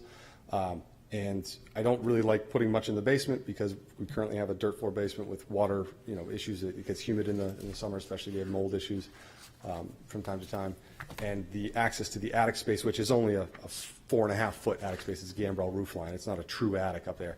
It's, the size of this podium in the ceiling in a closet. So you want to return the garden shed back to a garden shed and have a storage. A little tool additional shed. storage, yep. Exactly. Anybody else? Any questions at this point? No? Thank you very much. Thank you. Who is it present who would like to speak in favor? Anybody in favor wish to speak? Mr. Stith, anybody on the horn? No. All right. Anybody in opposition? Any speakers in opposition? Last call. Okay. 2 for or against. Anybody have any last thoughts? Apparently not. Okay. Excuse me. Public hearing is closed. Board is. We have a proposal for several small variances. Is there a motion? Someone have a motion, please? I have a motion, Mr. Thank you. Barrett. I would move to present the variance application as presented and advertised, and if I get a second, I'll explain why. Thank you, Ms. Yes. Thank you, Ms. Eldridge. So taking the review criteria in order, granting the variance would not be contrary to the public interest and the spirit of the audience of the ordinance. This meets that criteria. These setback ordinances, these setback requirements specifically for this application for the front yard, right yard, and rear yard is to ensure the movement of light and air and health, safety, and welfare. In this application, we are bringing forward pre-existing nonconformities on the primary front yard of 8 feet and the primary front yard of 8 feet and the right yard of 4 feet. The rear yard is being reduced from 13 to 7. However, the lot is shorter in depth than it was supposed to be per the ordinance. So the spirit and intent in that these are minor, bringing forward 2 pre-existing nonconformities and adding in a very minor way to a third one does not violate the public interest and spirit of the ordinance. Substantial justice is done in this case in that, denying the variance to the individual would not be offset by any gain to the public. I do not find, as to 4, granting the variance would not diminish the value of surrounding properties. Any kind of improvement to a property generally raises property values immediately around it. And it does meet the hardship test. I don't find that this property has special conditions. Looking at the properties in the area, they're all fairly small. They all have 50 feet lot depth, whereas the zoning calls for 70 lot depth. However, so therefore I would say that the property can't be reasonably used in strict conformance with the ordinance. Variance is therefore necessary to enable a reasonable use of it. A shed in the back where it encroaches more into the rear yard setback is a permitted accessory use for a residential use, and the property itself is 20 feet shorter than it should be in the lot depth. So therefore, I say that it does meet the unnecessary hardship test under those conditions. Thank you. You second? I seconded and I have nothing. Nothing. Sorry, wrong way. Did I go on? Okay. Sorry. Last thoughts before we vote? Okay. The vote is to approve as presented.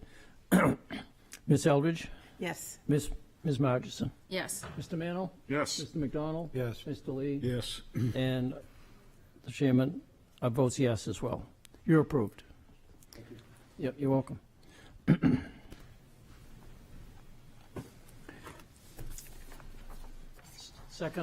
Second item under old business this evening is the request of the Lonzoni Family Revocable Trust owner for property located at 411 South Street, whereas relief is needed to demolish an existing garage and construct a new attached garage, which requires the following. 1, A variance from section 10.521 to allow a 6-foot rear yard where 20 feet is required. 2, variance from section 10.321 to allow a non-conforming building or structure to be extended, reconstructed, or enlarged without conforming to the ordinance. Said property is shown on Assessor Map 112 as Lot 55 and lies within the General Residence A GRA District. Who speaks in favor of this, please? Hi, Mr. Chairman. My name is Jeremiah Johnson, a local architect here in Portsmouth and also a resident. Thank you very much for having me tonight. Pleasure to be here. Nice to see you all. I'm here with Paul and Janice Lanzoni, owner of 411 South Main Street, which is, if you walked out the street here took a right onto South Street, you'd be 3 or 4 properties away on your right.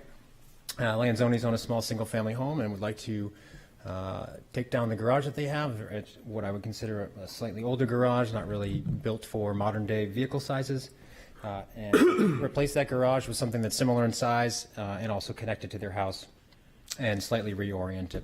When we look at the site plan, the site plan's right there, you can see the juxtaposition of the house to the street is in that it's somewhat parallel. That's part of the area where South Street curves, but you can see how it is skewed to the relationship of the property. So you'll see the packet that I submitted here. I'm actually just going to go through the packet pretty quickly. I set this up to hopefully, tell a good story of how it is that we got here. So the property located at 411 South Street is a 0.2 acre parcel, a single family home built in 1955 with a detached garage owned by the Lanzonis. They would like to demolish that, as I said before, and build a new garage and a small breezeway to the rear of the property. This configuration will provide more flexibility and efficiency of use for them. As you can see, it creates some awkward spaces on the outside in their driveway and side yard. They've considered a renovation to their garage in the past, but that was a much more intensive project back in 2017. It included the second story with dormers and an accessory dwelling unit above the garage. With the current project, we propose to remove the existing garage and rebuild the single-story new garage that connects to the main house via that small breezeway I mentioned, and also resituate it on the site parallel to the main house. The juxtaposition of the existing garage to the main house and to South Street causes a really cumbersome site circulation. As you can see, again, the driveway is quite skewed and the street is on a corner there, so it creates a couple of really awkward spaces that they're trying to improve upon. We feel that this reorientation and modernization of the existing garage will bring a significant benefit towards the use of the property without impeding on abutters. So what you are looking at there, would it be possible, Mr. Stith, to just go up a couple pages briefly? I'll just go really quick through to actually page 2. So page 2, you're just seeing a 3D model of the front and rear of the property.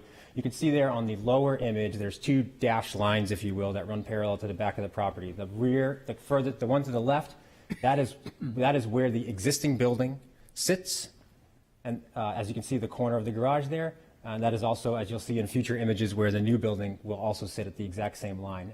The second line to the right, that is the setback line. So you can see the garage itself right now is quite a bit over the setback line. If you go to the next sheet, you'll see an existing site survey, which shows, it's a little bit smaller, but you'll see it shows the second condition that's, this condition we're actually aiming to improve upon. To the right yard, the existing garage, which is in the upper right-hand corner of the property, there is over the side yard, set back by a foot or 2. And with the new location of the garage, reorienting it and moving it closer to the house, that will move to being 14 feet and not require a variance anymore, so basically making that non-compliant condition better.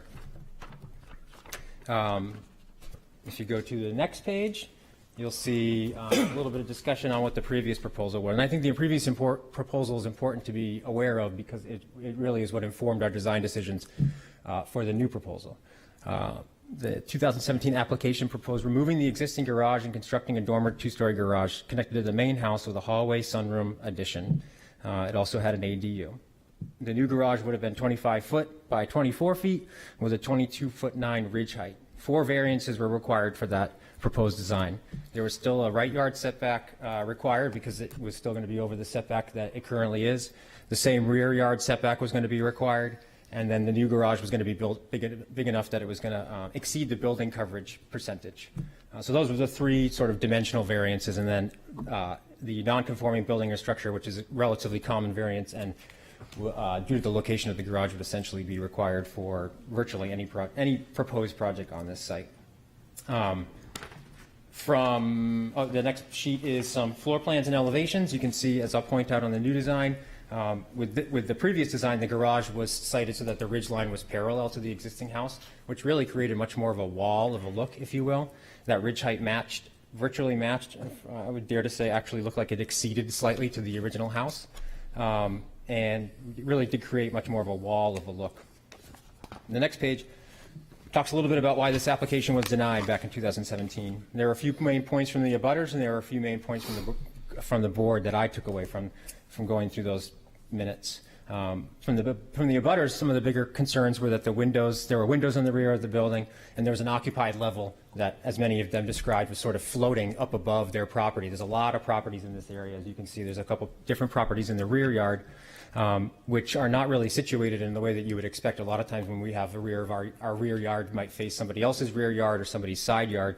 But in this situation, as you'll see in a future drawing, there are neighbors directly to the rear, and some almost face towards this rear yard. So it was really an imposing use that was going to be occupied above the garage. That was what was proposed. There's also new exterior lighting because of that occupied use that would shine into neighbors' windows, and people felt that the garage was too tall. The board itself, in its denial, talked about the intrusion of the adjacent property, and which diminished the property value.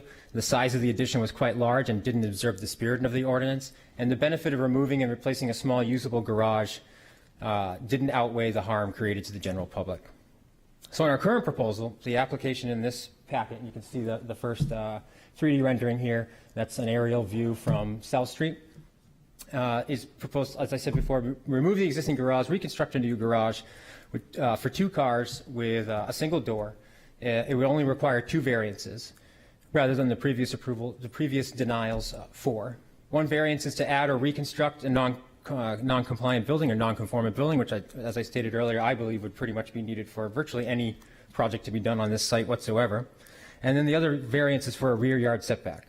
And that rear yard setback that we're asking for, we are proposing to match the exact 6.2-foot setback that currently exists, just slightly reoriented. You'll also notice, I believe I talk about this in a minute, but you also notice, as I mentioned earlier, that sort of wall look. We rotated the garage 90 degrees so that if there were, that the taller height of the building was at least dealt with more of an A shape, the sloping shape of a roof, as opposed to a rectangular shape of the eave line of the house, having the ridge sort of be right in your face. This, what I'll call an architectural site plan, really does, the advantage of this drawing is that this shows the existing garage and the new garage overlaid on the same drawing. So you can see the dashed line of the existing garage and where that went over the setbacks in the rear and the side, and then you can see where the new garage is and the proposed entry sunroom that connects the 2 in the back. A little bit of a larger site plan to the bottom left, and you can see the juxtaposition of a couple of the houses that are there. And then the following 2 pages, I believe, are a 3D model that show the same thing that you just looked at in the site plan. That's the rear of the garage. Notice there's no windows. There's also been a fence that's been installed, a 6-foot-tall fence you can see around the perimeter of the property since the last time this application came forward. The sunroom, of course, due to the nature of it being a sunroom and hoping for some views out to the backyard and to get a lot of extra daylight, does have a fair amount of windows, but I would argue that the eave line of that single-story shed roof would virtually not be seen from the other side of the fence once you stepped away a few feet. I don't think it would be in your sight line. Regardless, still quite low. It's an 8-foot-tall eave-line structure, a couple feet off the ground. The next page is just a couple more images. You can see rear and front 3D views again. And the next 2 are really just to make sure we covered all our dimensional issues and showed you what the height of the garage was. You can see to the ridge height, which is, of course, not the height that we need to match, as you heard at length earlier. Mid-slope would be the height we need to meet. We're over 15 feet under the height that we would be required. This is essentially I would basically call it a 1-story building, a slightly higher knee wall, if you will. But 1-story building with no access to the well, there is no second floor per se. It's really just the collar ties for the rafters of the roof structure. And you can see the height of the single-story building in the back. So I apologize. It's 9 feet off the ground, an 8-foot structure from floor to ceiling. After that is some photos. These are actually a couple years old. These photos were included in the first application. The blue house is the Lanzoni's house. You can see the garage there. in multiple different views. And the next sheet is also their house. You can see they're in the middle of painting it when they took these pictures. And the fence didn't exist at that time. And then the next page is a key that shows you the view that you're going to look at on the following sheet, which just shows a couple of the butters' houses directly from the Lanzoni's house, just to give you a sense of what's around them. So again, just to reiterate, I put together a little chart here. It shows you the previous proposal was proposing 9.3 foot right yard, 8.1 foot rear yard, and 26.4% building coverage. We've reduced that 9.3 ask to not needing to ask for a variance. We're at 14.4 feet.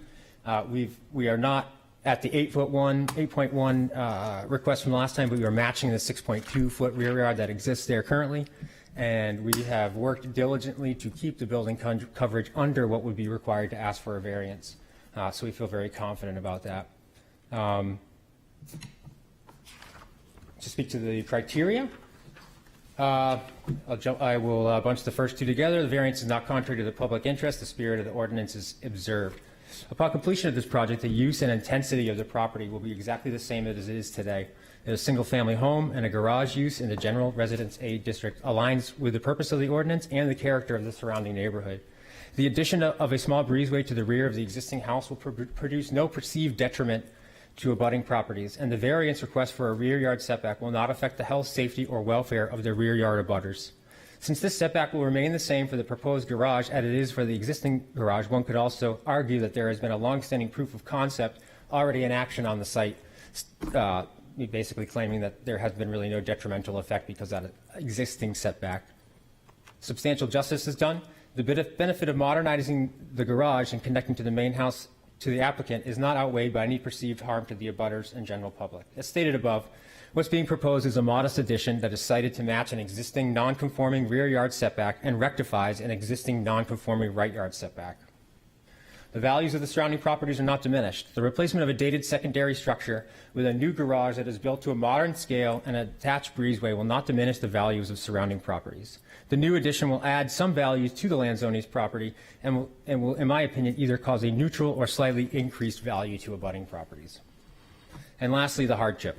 Literal enforcement of the ordinance would result in an unnecessary hardship. Unnecessary hardship means because of the special conditions of the property that distinguish it from other properties in the area, A, there is no fair and substantial relationship between the general public purpose of the ordinance provision and the specific application of that provision to the property. And B, the proposed use is reasonable. There are a few special conditions here that create a hardship when comparing the property to the zoning ordinance requirements. The lot has a unique shape. Actually, Mr. Smith, would you mind if we put it back to the existing, to the architectural site plan? I think it's sheet 7. Yeah, that one. Thank you. The lot has a unique shape. As you can see, the sort of curvature of South Street cuts out what would appear to sort of be a rectangular site to begin with, but because of that angle, it's quite skewed. And then the orientation of the house to the street and not to the property lines really creates quite an interesting and awkward relationship between the house and the property lines. The curb path, oh, that's already said that. This makes the use of the property less efficient. It carves out some relatively unusable triangular shapes. And if you really think about what some of these shapes are, for example, if you were to look to the page south there, that would be one area that one could argue you could, certainly not a garage, but you might be able to add on to the house. But it'd be a pretty challenging addition to build something on that part of the house that actually fit within that triangular shape and didn't require a setback. So I feel pretty much most reasonable additions or modifications to these buildings on this site would require some level of variances, and I would argue most options would probably be more than 2 variances. The property is situated in an island. I'll call it an island, if you will. One more sheet, if we could just go up a couple to the survey. Thank you, yes. So you'll see to the left, the driveway of the property that is the rear abutter basically goes along the left, it's kind of like a lollipop, goes along the left side yard of the house and then comes around, and then that house is situated behind the Lanzoni's. So between that and the driveway to the right, I'm calling it kind of an island that it creates, which creates quite a few awkward relationships with neighboring properties and again, also with the house and the property itself. And that also makes the property pretty dissimilar to some of the other properties that are around it, that and the curvature of the road. When comparing these features to the requested rear yard setback, there is no diminishment to the purpose and intent of the setback requirement, which is light, air, security, privacy, and the proposed use remaining as a single-family home with associated garage is a reasonable one.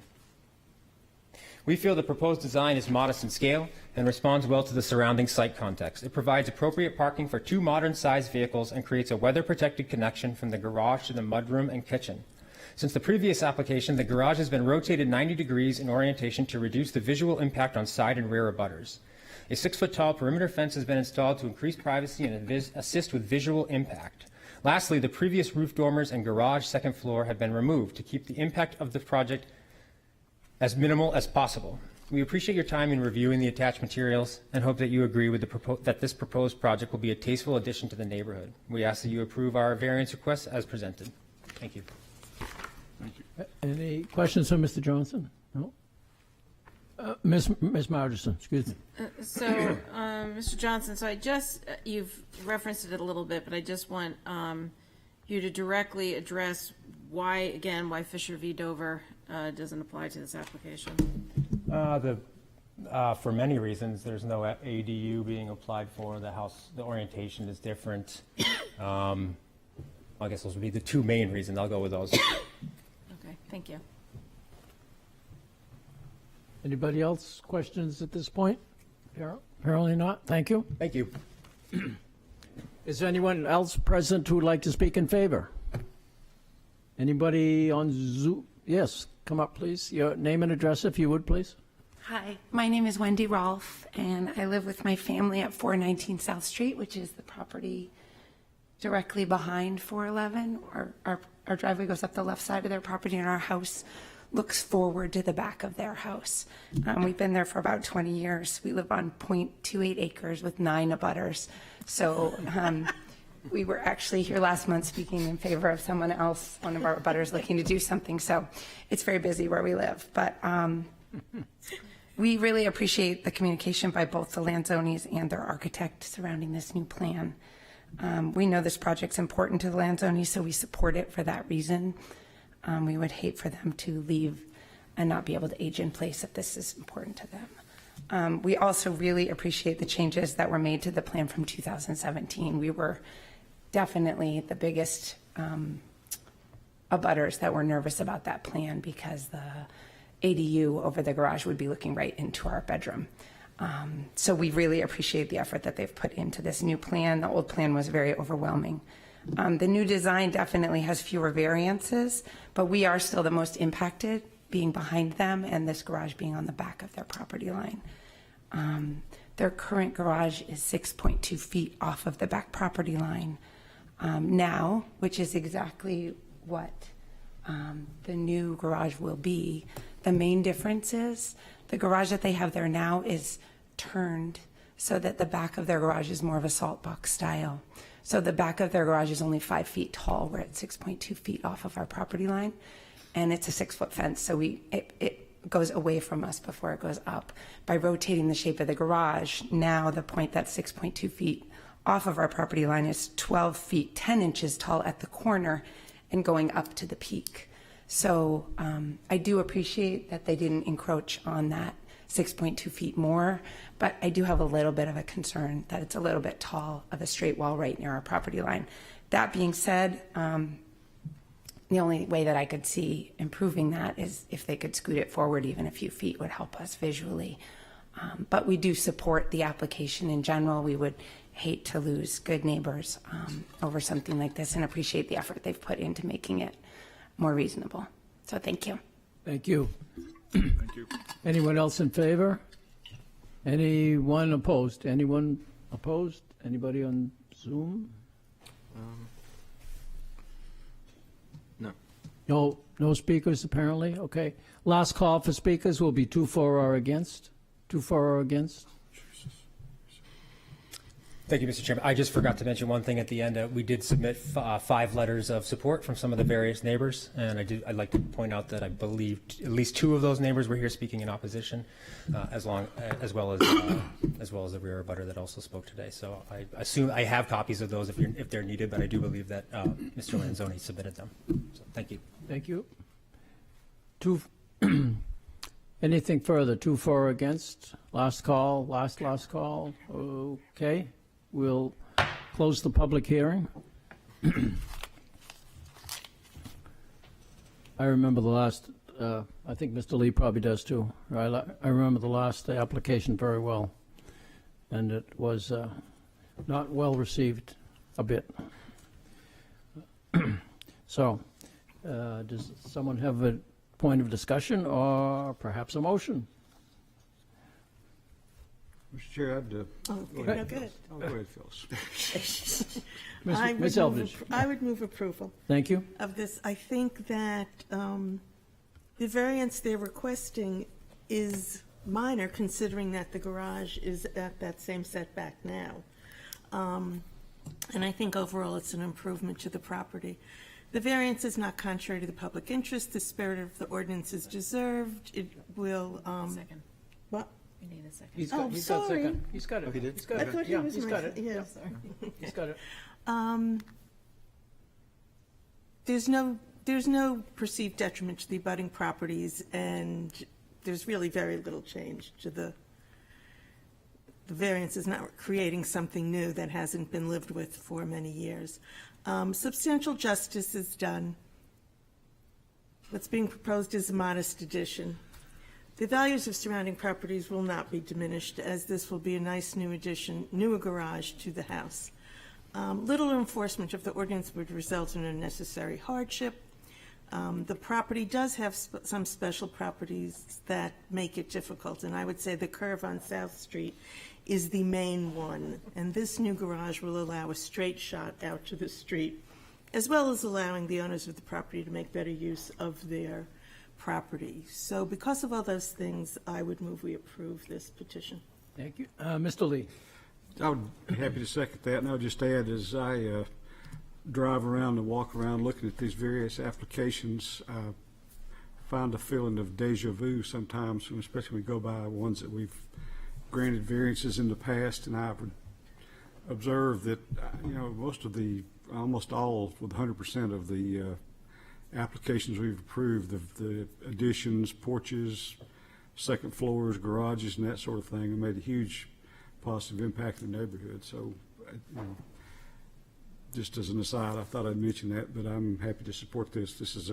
I remember this one very well from 2017, and the garage was almost massive in contrast to what it is now, and I think this is a lot more scaled back and reasonable request, and I'm happy to support that. Thank you. Anybody, anything, Mr. Mantle? Yeah, just looking this over, we're not, granted, they have to come to us because the existing condition for the variance is exactly what we're granting. If anything, their proposal is making a non-conforming lot less non-conforming. And I will support the motion. Thank you.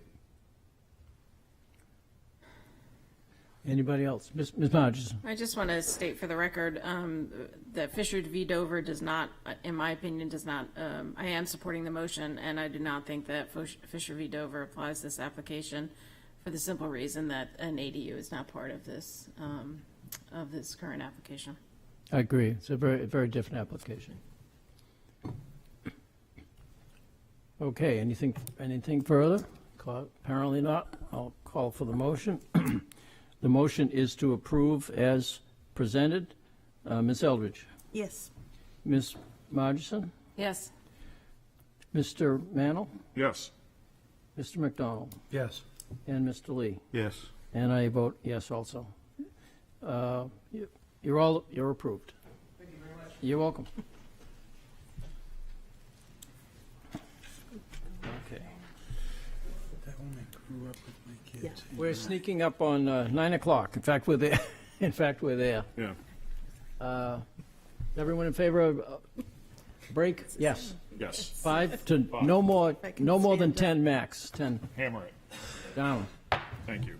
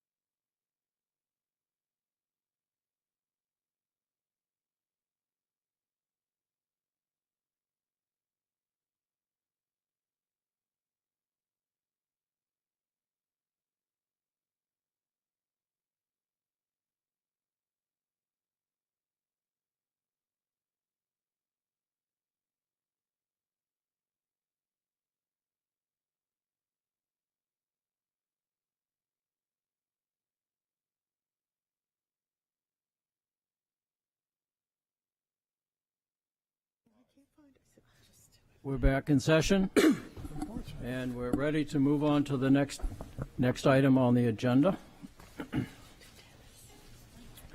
which is the item C under new business, and which reads as follows. The request of Andrea Hurwitz, owner, for a property located at 129 Aldrich Road, whereas relief is needed for a second-floor addition with a rear addition and a deck, which requires the following. 1, a variance from section 10.521 to allow a 5.5-foot left side yard where 10 feet is required. 2, a variance from section 10.321 to allow a non-conforming building or structure to be extended, reconstructed, or enlarged without conforming to the requirements of the ordinance.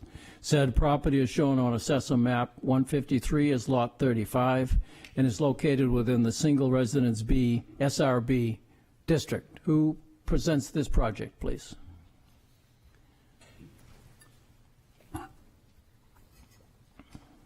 Good evening. Welcome. I'm Amy Dutton. I work out of Kittery and resident of Portsmouth. It's great to see you all again. It's been a long time of COVID and whatnot. Okay, so I just want to briefly give you an overview of the project. The existing house is a sweet, in my term, I love bungalows, and it's a sweet little bungalow on Aldrich Street. It's 2 bedrooms with a small office and a bathroom on the first floor, full bathroom on the second floor inside the existing dormer. And the proposed house will be 3 bedrooms with a small office on the first floor and 2.5 bathrooms. Matt and Andrea bought the house in 2017, have since had 1 baby, and would like to expand their family, which is a little tough in a teeny tiny house. So we're trying to keep this young family in Portsmouth, and in order to do that, what we're proposing to do is to actually take off this existing second floor, rebuild it, get everything structurally sound, build a new staircase to the second floor, and build 3 bedrooms on the second floor with a master bath and a kid's bathroom on the second, and then on the first floor there will be an addition, which would be a family room and a home office, and then a deck off the back. What has brought us here tonight is the existing house does sit only 5 feet 5 inches from the left side property, and we will be going up to the second floor for head height. So we're only raising the roof 23 inches because we want to keep it a bungalow. We don't really want to build a huge, propose a huge house here. We wanted to keep it modest and sweet, just the way it is, but it'll look much more functional. So inside that background, I'll kind of go through the 5 criteria.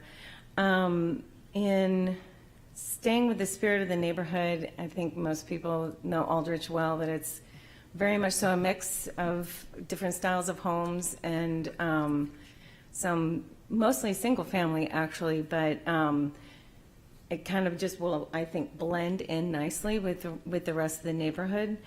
It will improve the health and the safety of the neighborhood, just in that the second floor is very, very, I don't think Matt can actually stand in most of it. And, the staircase, you kind of hit your head a little bit. So we can make the house a little safer for them, and it'll allow them to have a more designated backyard living space. Right now, they don't really have that. I don't believe that any substantial injustice would be done.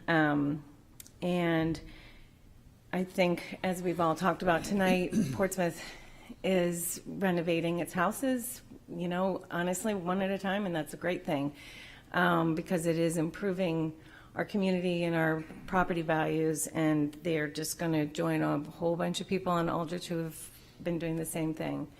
And then lastly, the literal enforcement for the ordinance will result in unnecessary hardship. The existing structure is a small, modest home, and it is located on an equally small, non-conforming lot.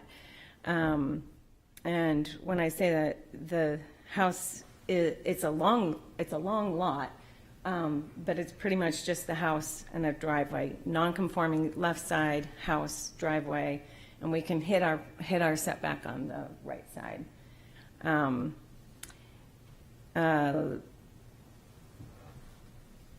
On the left side, where we do need our relief, in order to not balance the house and not request a variance for that side, as a designer, that's kind of painful, because I think it would look very, very odd, and also not really accomplish anything functionally from the interior perspective. And I don't know, Peter, if you can just kind of scroll through the, I just wanted to, so we're doing a 18, the addition is 18 by 22. We're stepping it in so that the roof line can sit down in the back, and then the deck in the back is 16 by 15.6.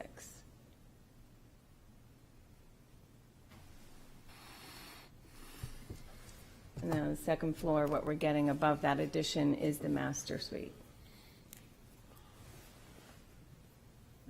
So you can see we're trying to actually not change it a whole heck of a lot, really just changing the ridge height, and then bringing in dormers. And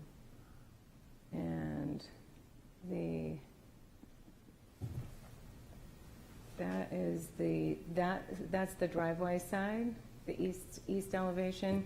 We are proposing that the office gets, it's like 2 feet 3 inches to add, and it's just balancing the other side where the dining room is.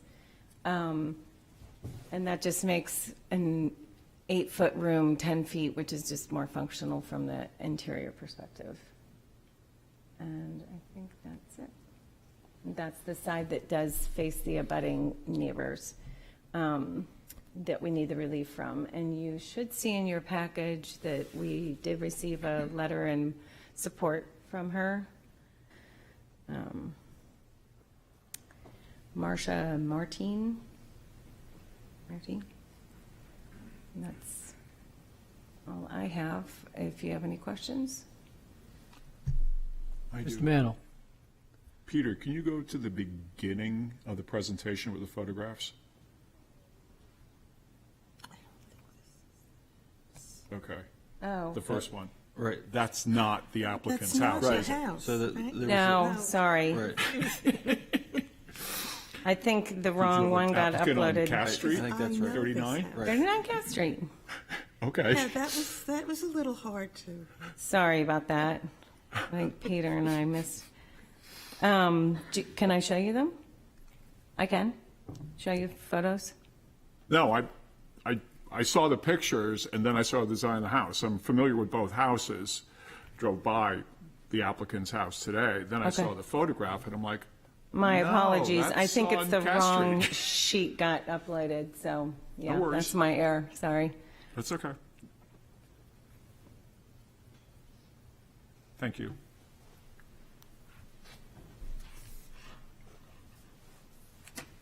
Okay, Yep. Good. anything else? Anybody have anything else? Oh, apparently, thank you. Okay. Is there anyone else present who'd like to speak in favor of this proposal? Anybody in favor? Anybody opposed? Anybody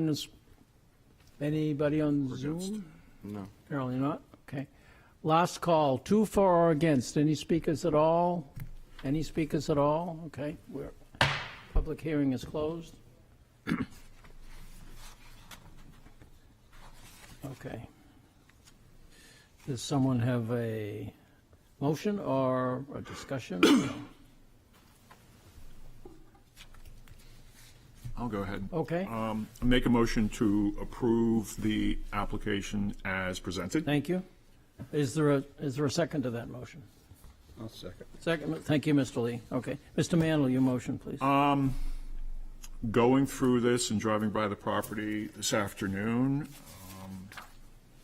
the request is of very little. The existing 5.5-foot left yard is exactly what's proposed. I understand they need a variance because it's still non-conforming. But the variance is not contrary to the public interest. The spirit of the ordinance is observed. Substantial justice is done. The values surrounding properties are not diminished. In fact, they will probably go up. It's a beautiful house. I remember when it was redone several years. And literal enforcement of the ordinance would result in an unnecessary hardship. And for those reasons, I will support the motion. Thank you. Mr. Lee? I would concur with Mr. Mantle and nothing to add. Thank you. Anybody else? Any final comments? No? Let's take the vote. Ms. Eldridge? Yes. Ms. Margerson? Yes. Mr. Lee? Yes. Mr. McDonald? Yes. Mr. Mantle? Yes. And I vote yes as well. Thank you. You're approved. You're all set. Thank you so much. You're welcome. It's beautiful.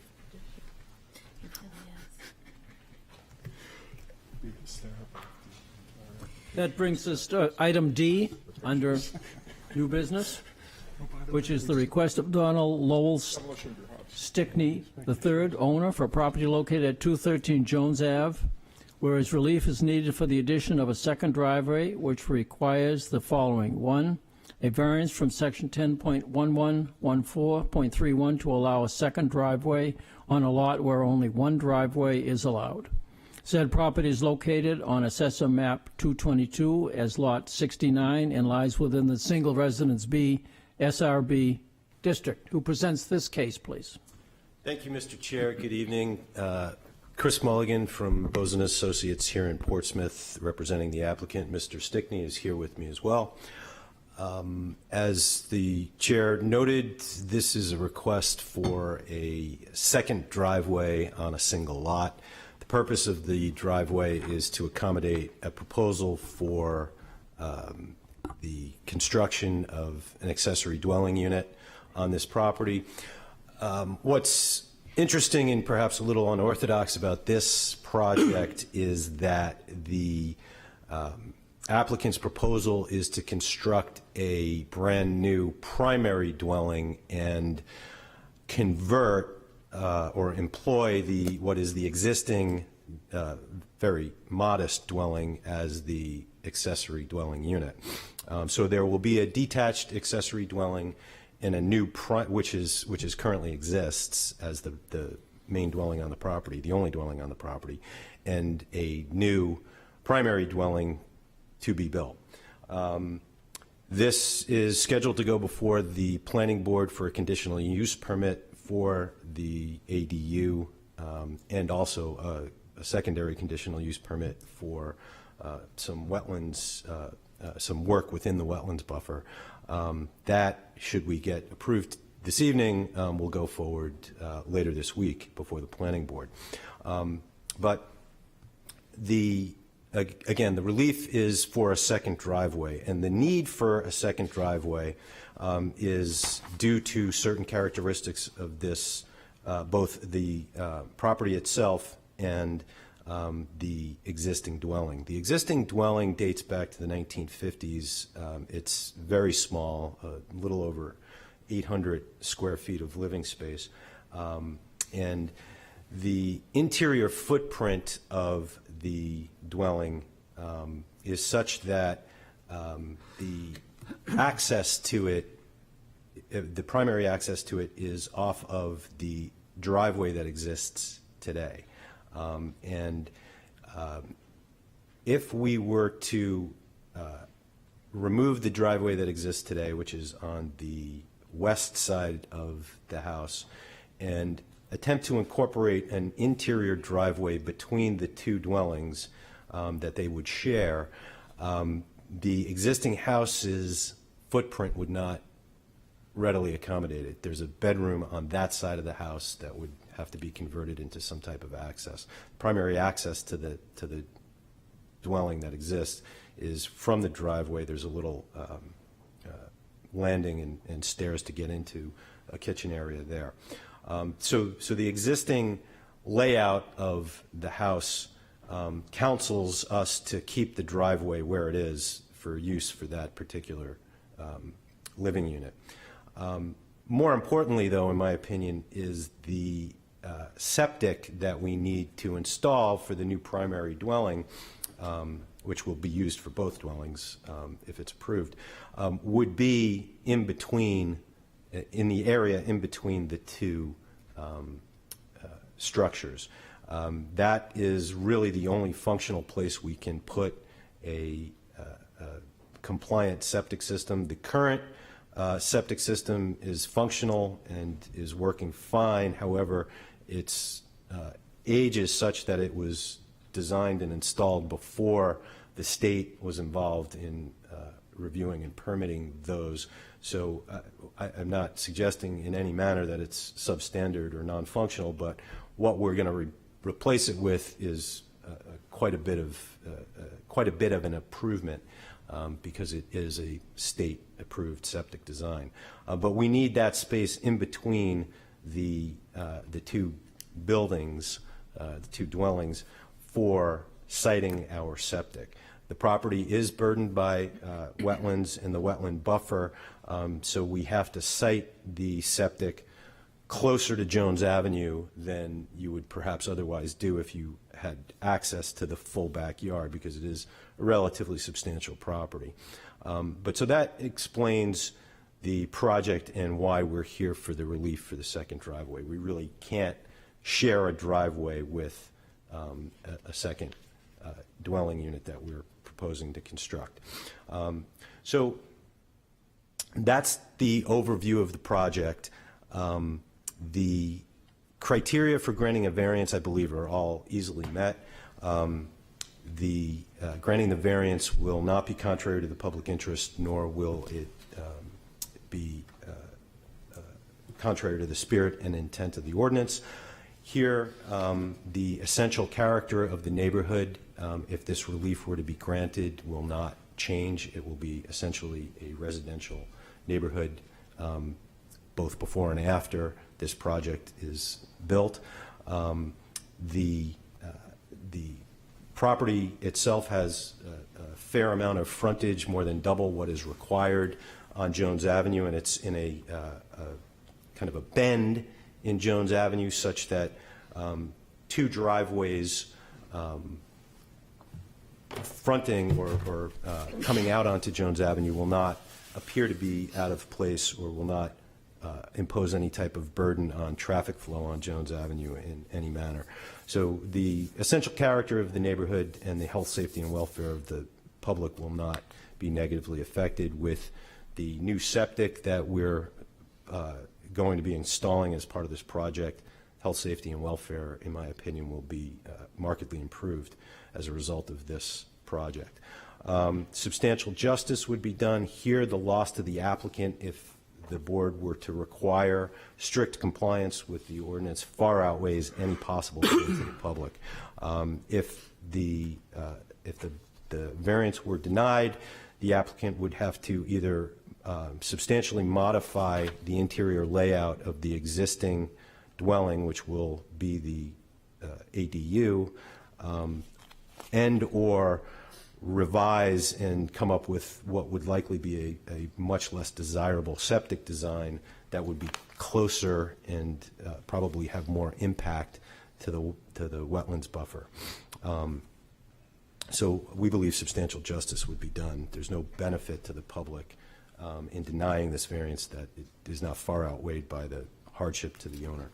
The values of surrounding properties will not be diminished. If this project is approved, it will result in a brand new code compliant new dwelling on the site. This will have the effect of enhancing property values in the neighborhood. The project requires conditional use permits from the planning board, so the public is protected in that sense. We've already been through the Conservation Commission. They've made a recommendation of approval for the wetlands CUP, so we're confident that values of surrounding properties will not be diminished if the variances are granted. And finally, there are special conditions of this property which prevent its proper enjoyment under the strict terms of the zoning ordinance and constitute an unnecessary hardship.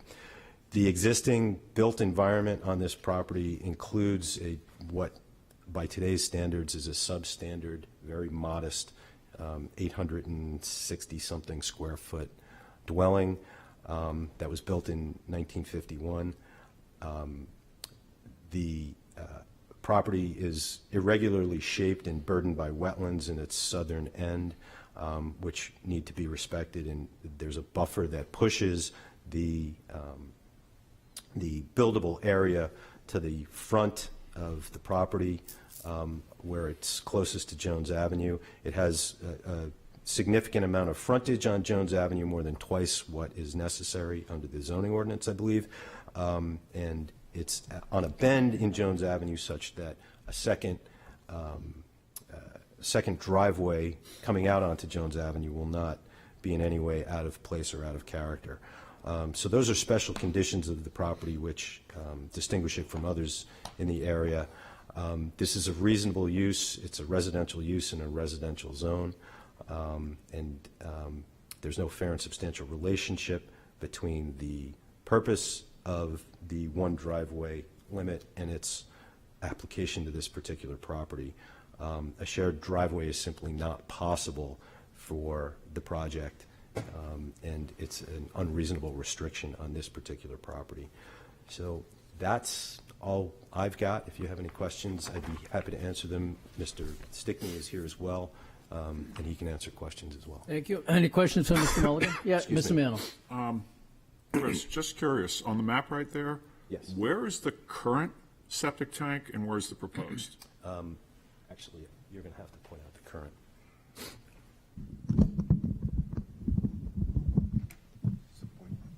Hello, Donald Stickney, owner of 213 Jones Ave. Thank you for having us tonight. Is one of these a pointer? You can just take the microphone and point. That works. Thank you.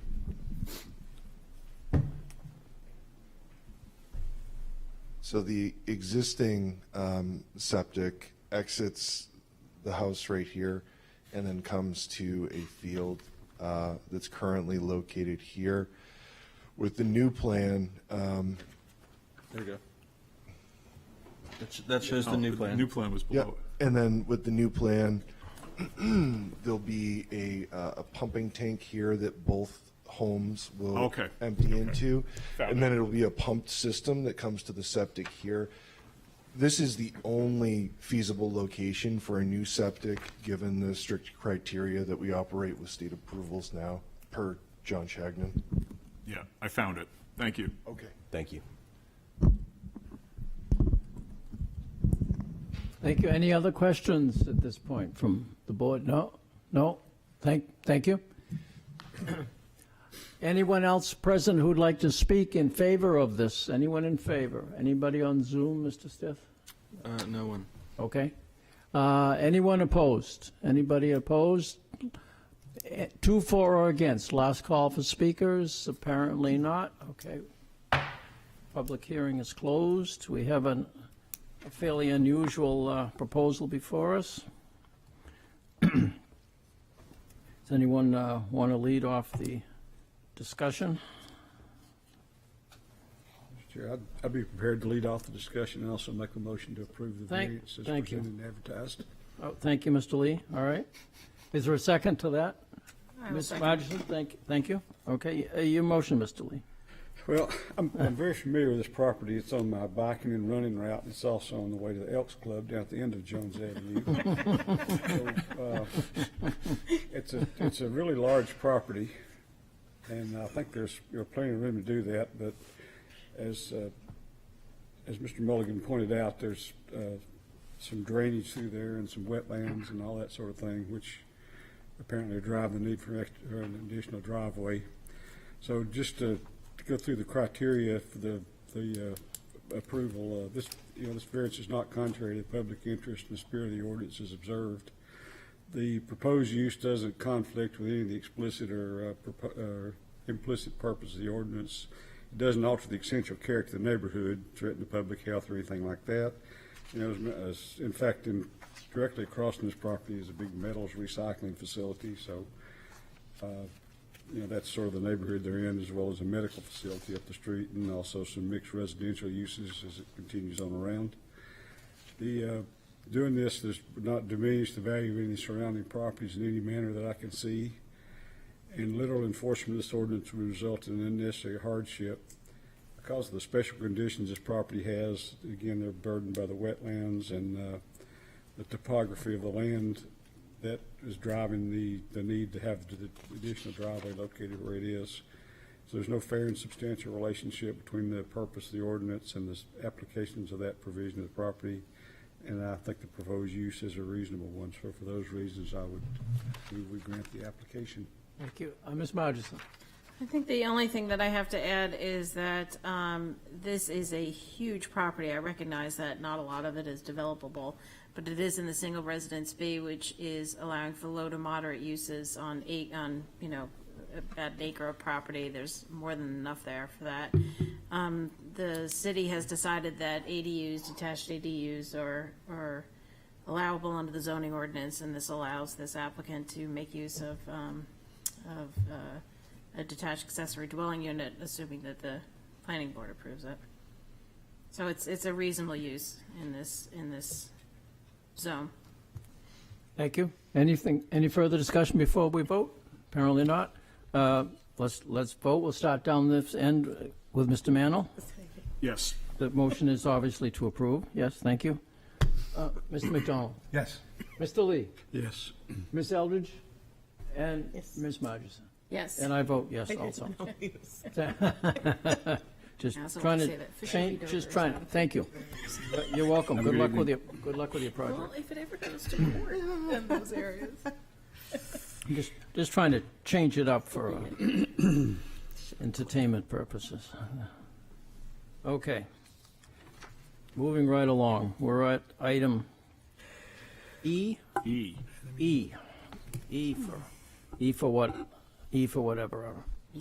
The Crest of Anne Genevieve Beckstead Trust of 2004, owner, for property located at 9 Sherman Avenue, whereas relief is needed to add a 6 by 25 foot two-story addition and side porch, which requires the following. 1, a variance from section 10.521 to allow a 22-foot front side yard, where 30 feet is required. A variance from section 10.321 to allow a non-conforming building or structure to be extended, reconstructed, or enlarged without conforming to the requirements of the ordinance. Said property is shown on Assessor Map 260 as Lot 158 and lies within the Single Residence B SRB district. Who presents this project to the board, please?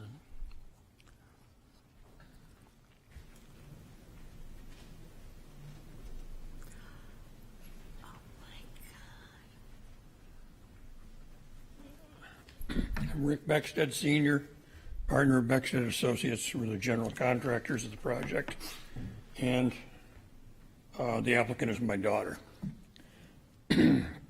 What we have here, we have a very small house, 850 square feet. We'd like to, again, add a 6 by 20 foot, 25 foot addition. Excuse me.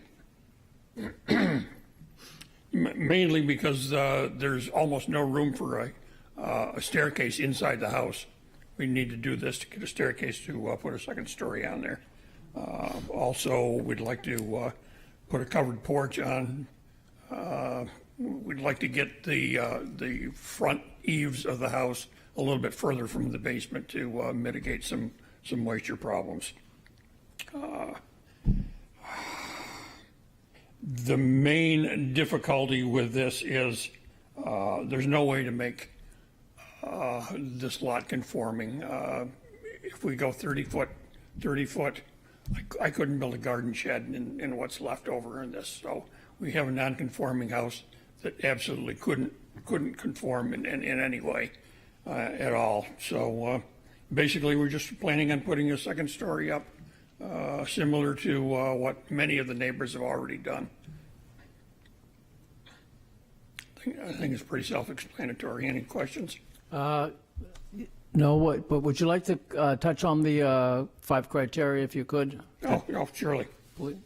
Just for the record, please. This variance would not be contrary to public interest in that it would allow the applicant to improve her home in a manner similar to many of her homes in her neighborhood. Spirit of the ordinance is observed by maintaining the value of a close-knit residential neighborhood. This variance would ensure that substantial justice is done by allowing the applicant to improve her home in the exact same manner as many of her neighbors have already done. Value of surrounding properties will not be diminished. In fact, this variance and allowing improvement of the applicant's home to increase its value while still blending with the neighborhood will enhance the desirability and value of all. And I think the most important one, literal enforcement of the ordinance, i.e. the 30-foot front and rear setbacks, would make the property unbuildable. We also have some letters from neighbors. I think we have 5 or 6 letters from neighbors and abutters, all absolutely in favor of this project. Okay, have those been given to the city yet? If you want to just start them down there with Mr. Mantle, that would be helpful. Thank you. Give me a whole stack. I'll just sling them.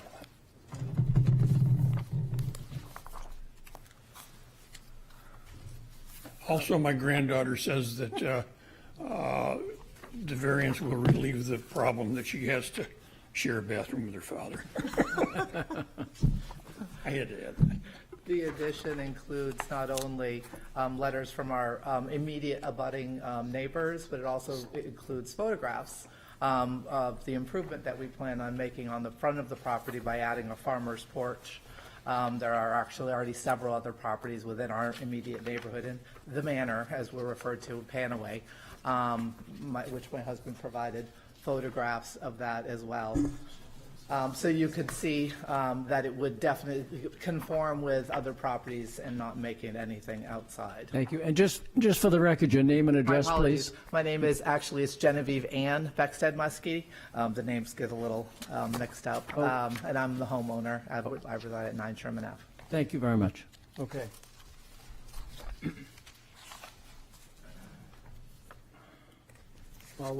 While we're passing this on, are there any questions from the board? Anybody? No, apparently not. Underneath your gavel. Others, I'll pass One this. more coming over. Underneath your gavel, I think. Underneath your gavel, I think. Oh, sorry. No, that's something else. Oh, there is? Yeah, that's the old stuff, I think. There's a group of letters and a group of pictures. Oh, no, it isn't, I'm sorry. I was confused now with the other. The other stack. Plenty of, okay. All righty, thank you. Apparently no questions from the board. Anyone else present who'd like to speak in favor, please? Your name and address, please. Good evening. My name is Sean Muskie. I am a resident at 9 Sherman and co-owner. I'd like to point out a couple of things. The 6-foot addition, 6 by 25 addition, actually replacing a deck that's already in place. Additionally, as to hardship, since COVID, both my wife and myself are now are required to maintain in-home offices, and that will be permanent moving forward. So in our 850 square foot house, it's become extremely difficult, to say the least. That's really all I have to say. If you have any questions, I'm happy to answer. All right, thank you. Any questions from the board? Apparently not, thank you. Anybody else in favor? Come up, please. Sorry. Well, she still has, she's invested, so she wanted to put her in her 2 cents worth as well. So, and I would like to reiterate, again, Genevieve Beckstead Muskie, to reiterate that, yes, maintaining that household, operating small offices from our employers, it would absolutely be helpful to expand. I know there are a lot of our neighbors do dormer. I also have a over 6 foot tall husband, and I have an extremely growing daughter. Dormering is not a possibility in this household. We definitely have to remove the roof in order to make this at all possible. And this is, you have to tell them who you are. Hello, I am Sloan Muskie, and I'm a child who lives at 9 Sherman Ave. Usually when I go to my friend's house, they're always like, hey, do you want to come into my bedroom? And it's like, sure. Well, I always like imagine like maybe like one day of having my own room and for like someone coming into my bedroom that's not all crowded with all some stuff like books. And in my bedroom, I also have like to share like a closet and with my dad. And it's very crowded. I don't really have like enough like things to do like in the room because I also dance a lot, and I don't really have enough room to do that except for my yard. So there you go. And she'll have more room for homework. Yes. Thank you. Thank you very much. Anyone else in favor? Anyone else opposed? Anyone else at all? Too far against? Last call. Thank you all. Okay. Public hearing is closed. Anyone have a comment or perhaps a motion? Mr. McDonald. I will move that this application be approved as submitted. Thank you. Second to that? Second? Ms. Eldridge, thank you. Second. Okay. Your motion, Mr. McDonald. I move to approve this application, number E, in the agenda for this evening. And the applicant did a great job of explaining why this should be granted and how it meets all of the standards for approval for variance. And I don't think I can add to that. Can you touch on, perhaps briefly on the 5 points, just for so we'll have it clear on the record? Sure. Thank you. First, the variance is not contrary to the public interest.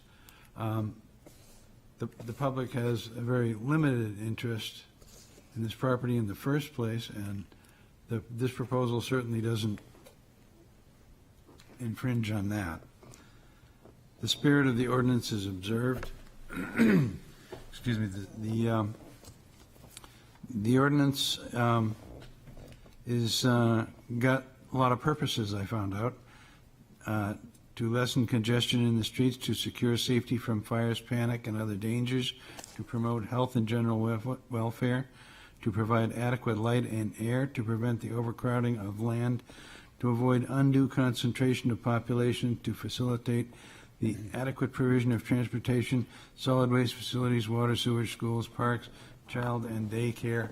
Not all of these are directly applicable to this application, but the ones that are satisfied fully.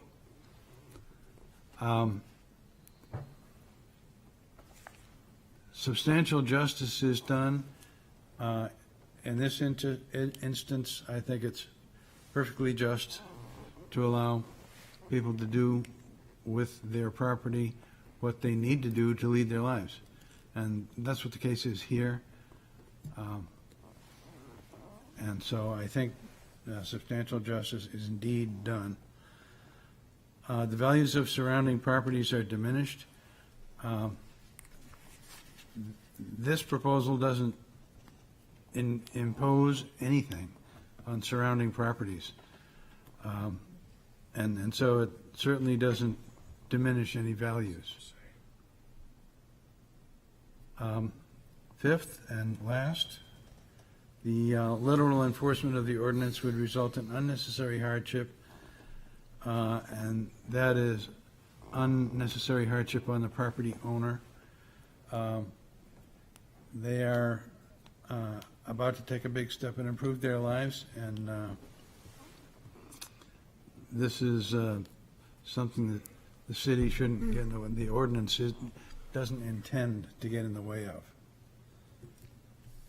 Thank you very much. Ms. Eldridge.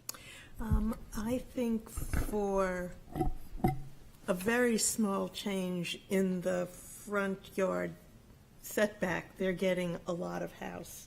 They're asking very little from the ZBA for this result. And I think one should be allowed to dance in their bedroom. So I hope that we can approve this request tonight.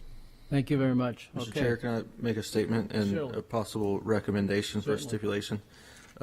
Since the whole house is going up 2 stories, the 7-foot rear yard should have been advertised. It wasn't, but I think if the board stipulates that this rear yard shall be 7 feet, I think you've done this before for things like building coverage. When it was slightly over, you added a stipulation that of what the building coverage shall be. So I would recommend that you would add a stipulation that the rear yard is 7 feet.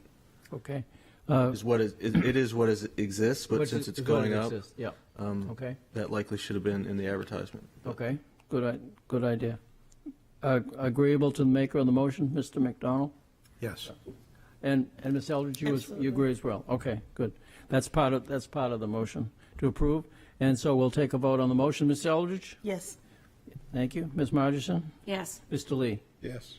Mr. McDonald? Yes. Mr. Mannell? Yes. And I vote yes as well. Thank you. You're all approved. You're all set.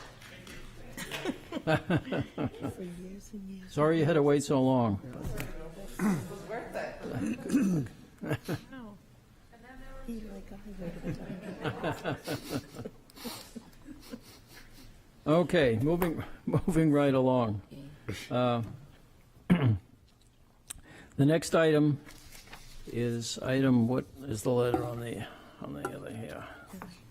Item F, which is the request of Andrew DePasquale, owner, for property located at 80 Fields Road, whereas relief is needed to construct a rear addition and enclose an existing carport to create a sunroom with a front porch, which requires the following. 1, variances from section 10.521 to allow a 26-foot rear yard where 30 feet is required. B, a 9-foot right side yard where 10 feet is required. C, a 9-foot left side yard where 10 feet is required. D, a 23-foot front yard where 30 feet is required. And E, a 29% building coverage where 20% is the maximum allowed. 2, variance from section 10.321 to allow a non-conforming building or structure to be extended, reconstructed, or enlarged without conforming to the requirements of the ordinance. Said property is located on Assessor Map 171 as Lot 8 and lies within the Single Residence B SRB district. Who presents this, please? Good evening. Thanks for having me. My name is Drew DePasquale. I'm the owner. My wife, Katie, is here as well. So thanks for giving me a couple minutes tonight to talk to you all. So what we're trying to do is add a primary bed and bath addition off the back of the ranch, and then add a sunroom, mudroom off the side, basically kind of encapsulating where the carport currently exists, and create that sunroom. So the 2 side setbacks, we're trying to stay within like what's existing there now. If we went to 10, we'd have to kind of like offset a foot, which would create unnecessary corners and kind of blind spots and spots where, things leak and all sorts of things around that. In the backyard, we'd be going obviously 26 and then to the front. The design basically has like a little front porch that kind of like extends that. I think it was like 5 or 6 feet, which is what constituted the need on the front. And then the overall building coverage would be, increasing to 29% versus what's 20% is allowed currently. All of that being said is that the design and the variances would be trying to stay commensurate with what's in our neighborhood. And any questions on the design before I go to the 5 points? Apparently not. Okay. Okay. Variance will not be contrary to public interest. We're keeping with the neighborhood aesthetic and improving the value of our home, which will increase the value of our fellow neighbors' homes. Spirit of the ordinance will be observed. We're requesting that our addition plans stay in line with the current home lines, i.e. the initial kind of like footprint lines on the sides again. Otherwise, addition plans would need to be offset slightly, creating poor drainage, increased cost with adding quarters, and poor aesthetic. Substantial justice will be done by allowing the building coverage exception and setback relief. My family can have room to live and grow. Obviously, we are expecting in September. And we both work from home since COVID, and I will permanently be working from home, and Katie will be mostly working from home, if not permanently as well. So we are looking to add some space to do so.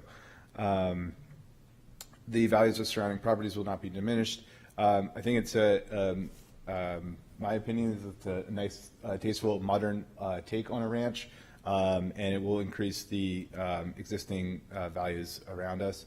Our neighbor, John and Rebecca, just to the house's front or to the right, they have another kind of similar styled modern take on a ranch right next door, so we'll be kind of staying in line with that. And then lastly, the literal enforcement of the provisions of the ordinance will result in an unnecessary hardship.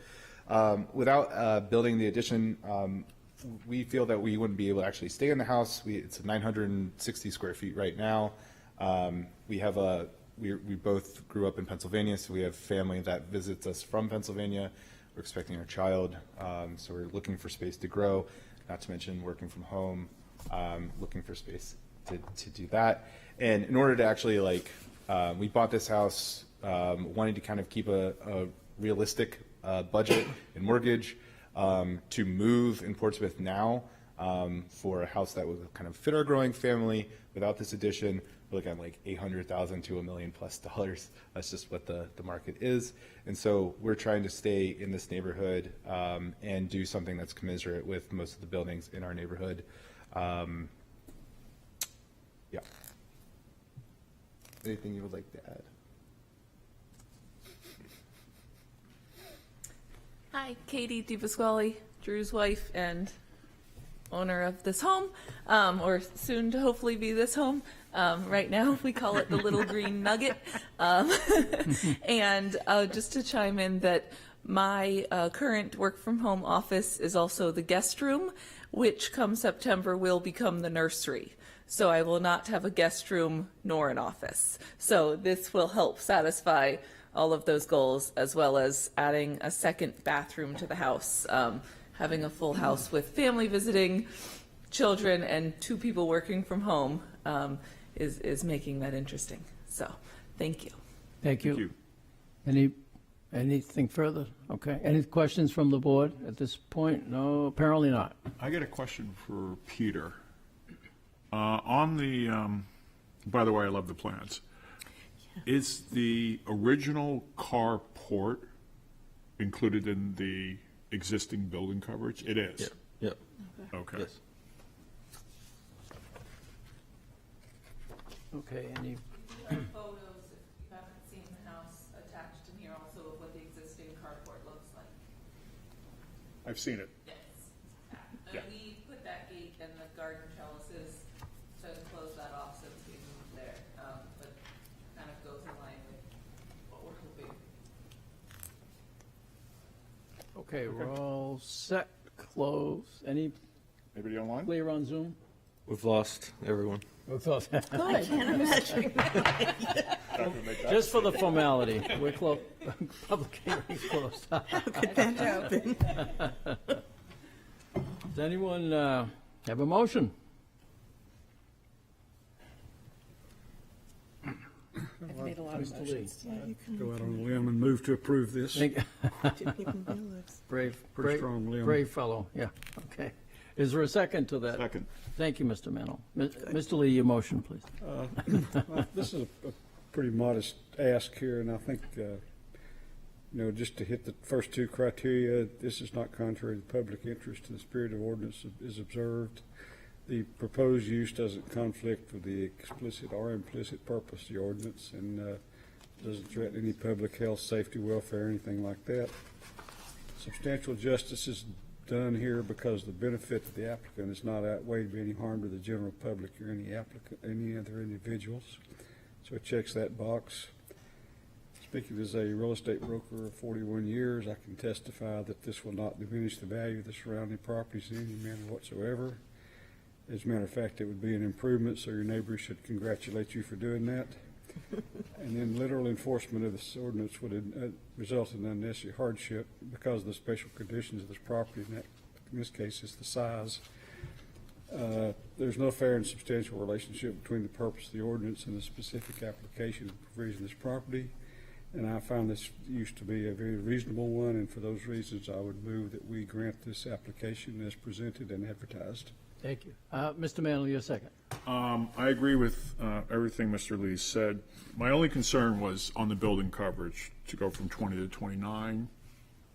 But seeing it and asking the question, I'm more than comfortable with it. It looks like it's going to be pretty cool. Okay, thank you. Great street, though. Thank you, very well. Anything further? No? Mr. Eldridge? I'm going to vote for this, but I just wanted to say that I've always loved your street because for all the decades I've lived here, then I drove down there. It seemed like people loved living there because everyone has additions. People didn't leave the neighborhood. So anyway, I hope you'll be able to stay there. No, it's a good observation. We'll take the vote. Ms. Eldridge? Yes. Vote is to approve, obviously. Ms. Margerson? Yes. Mr. Lee? Yes. Mr. McDonald? Yes. Mr. Manno? Yes. And I vote yes as well. Thank you. You folks are all set. You're all set. Have your baby. You're welcome. You're welcome. On my birthday. Okay. All right. What do we do? One seems to be missing. Somebody is missing, or somebody or a group is missing, or something.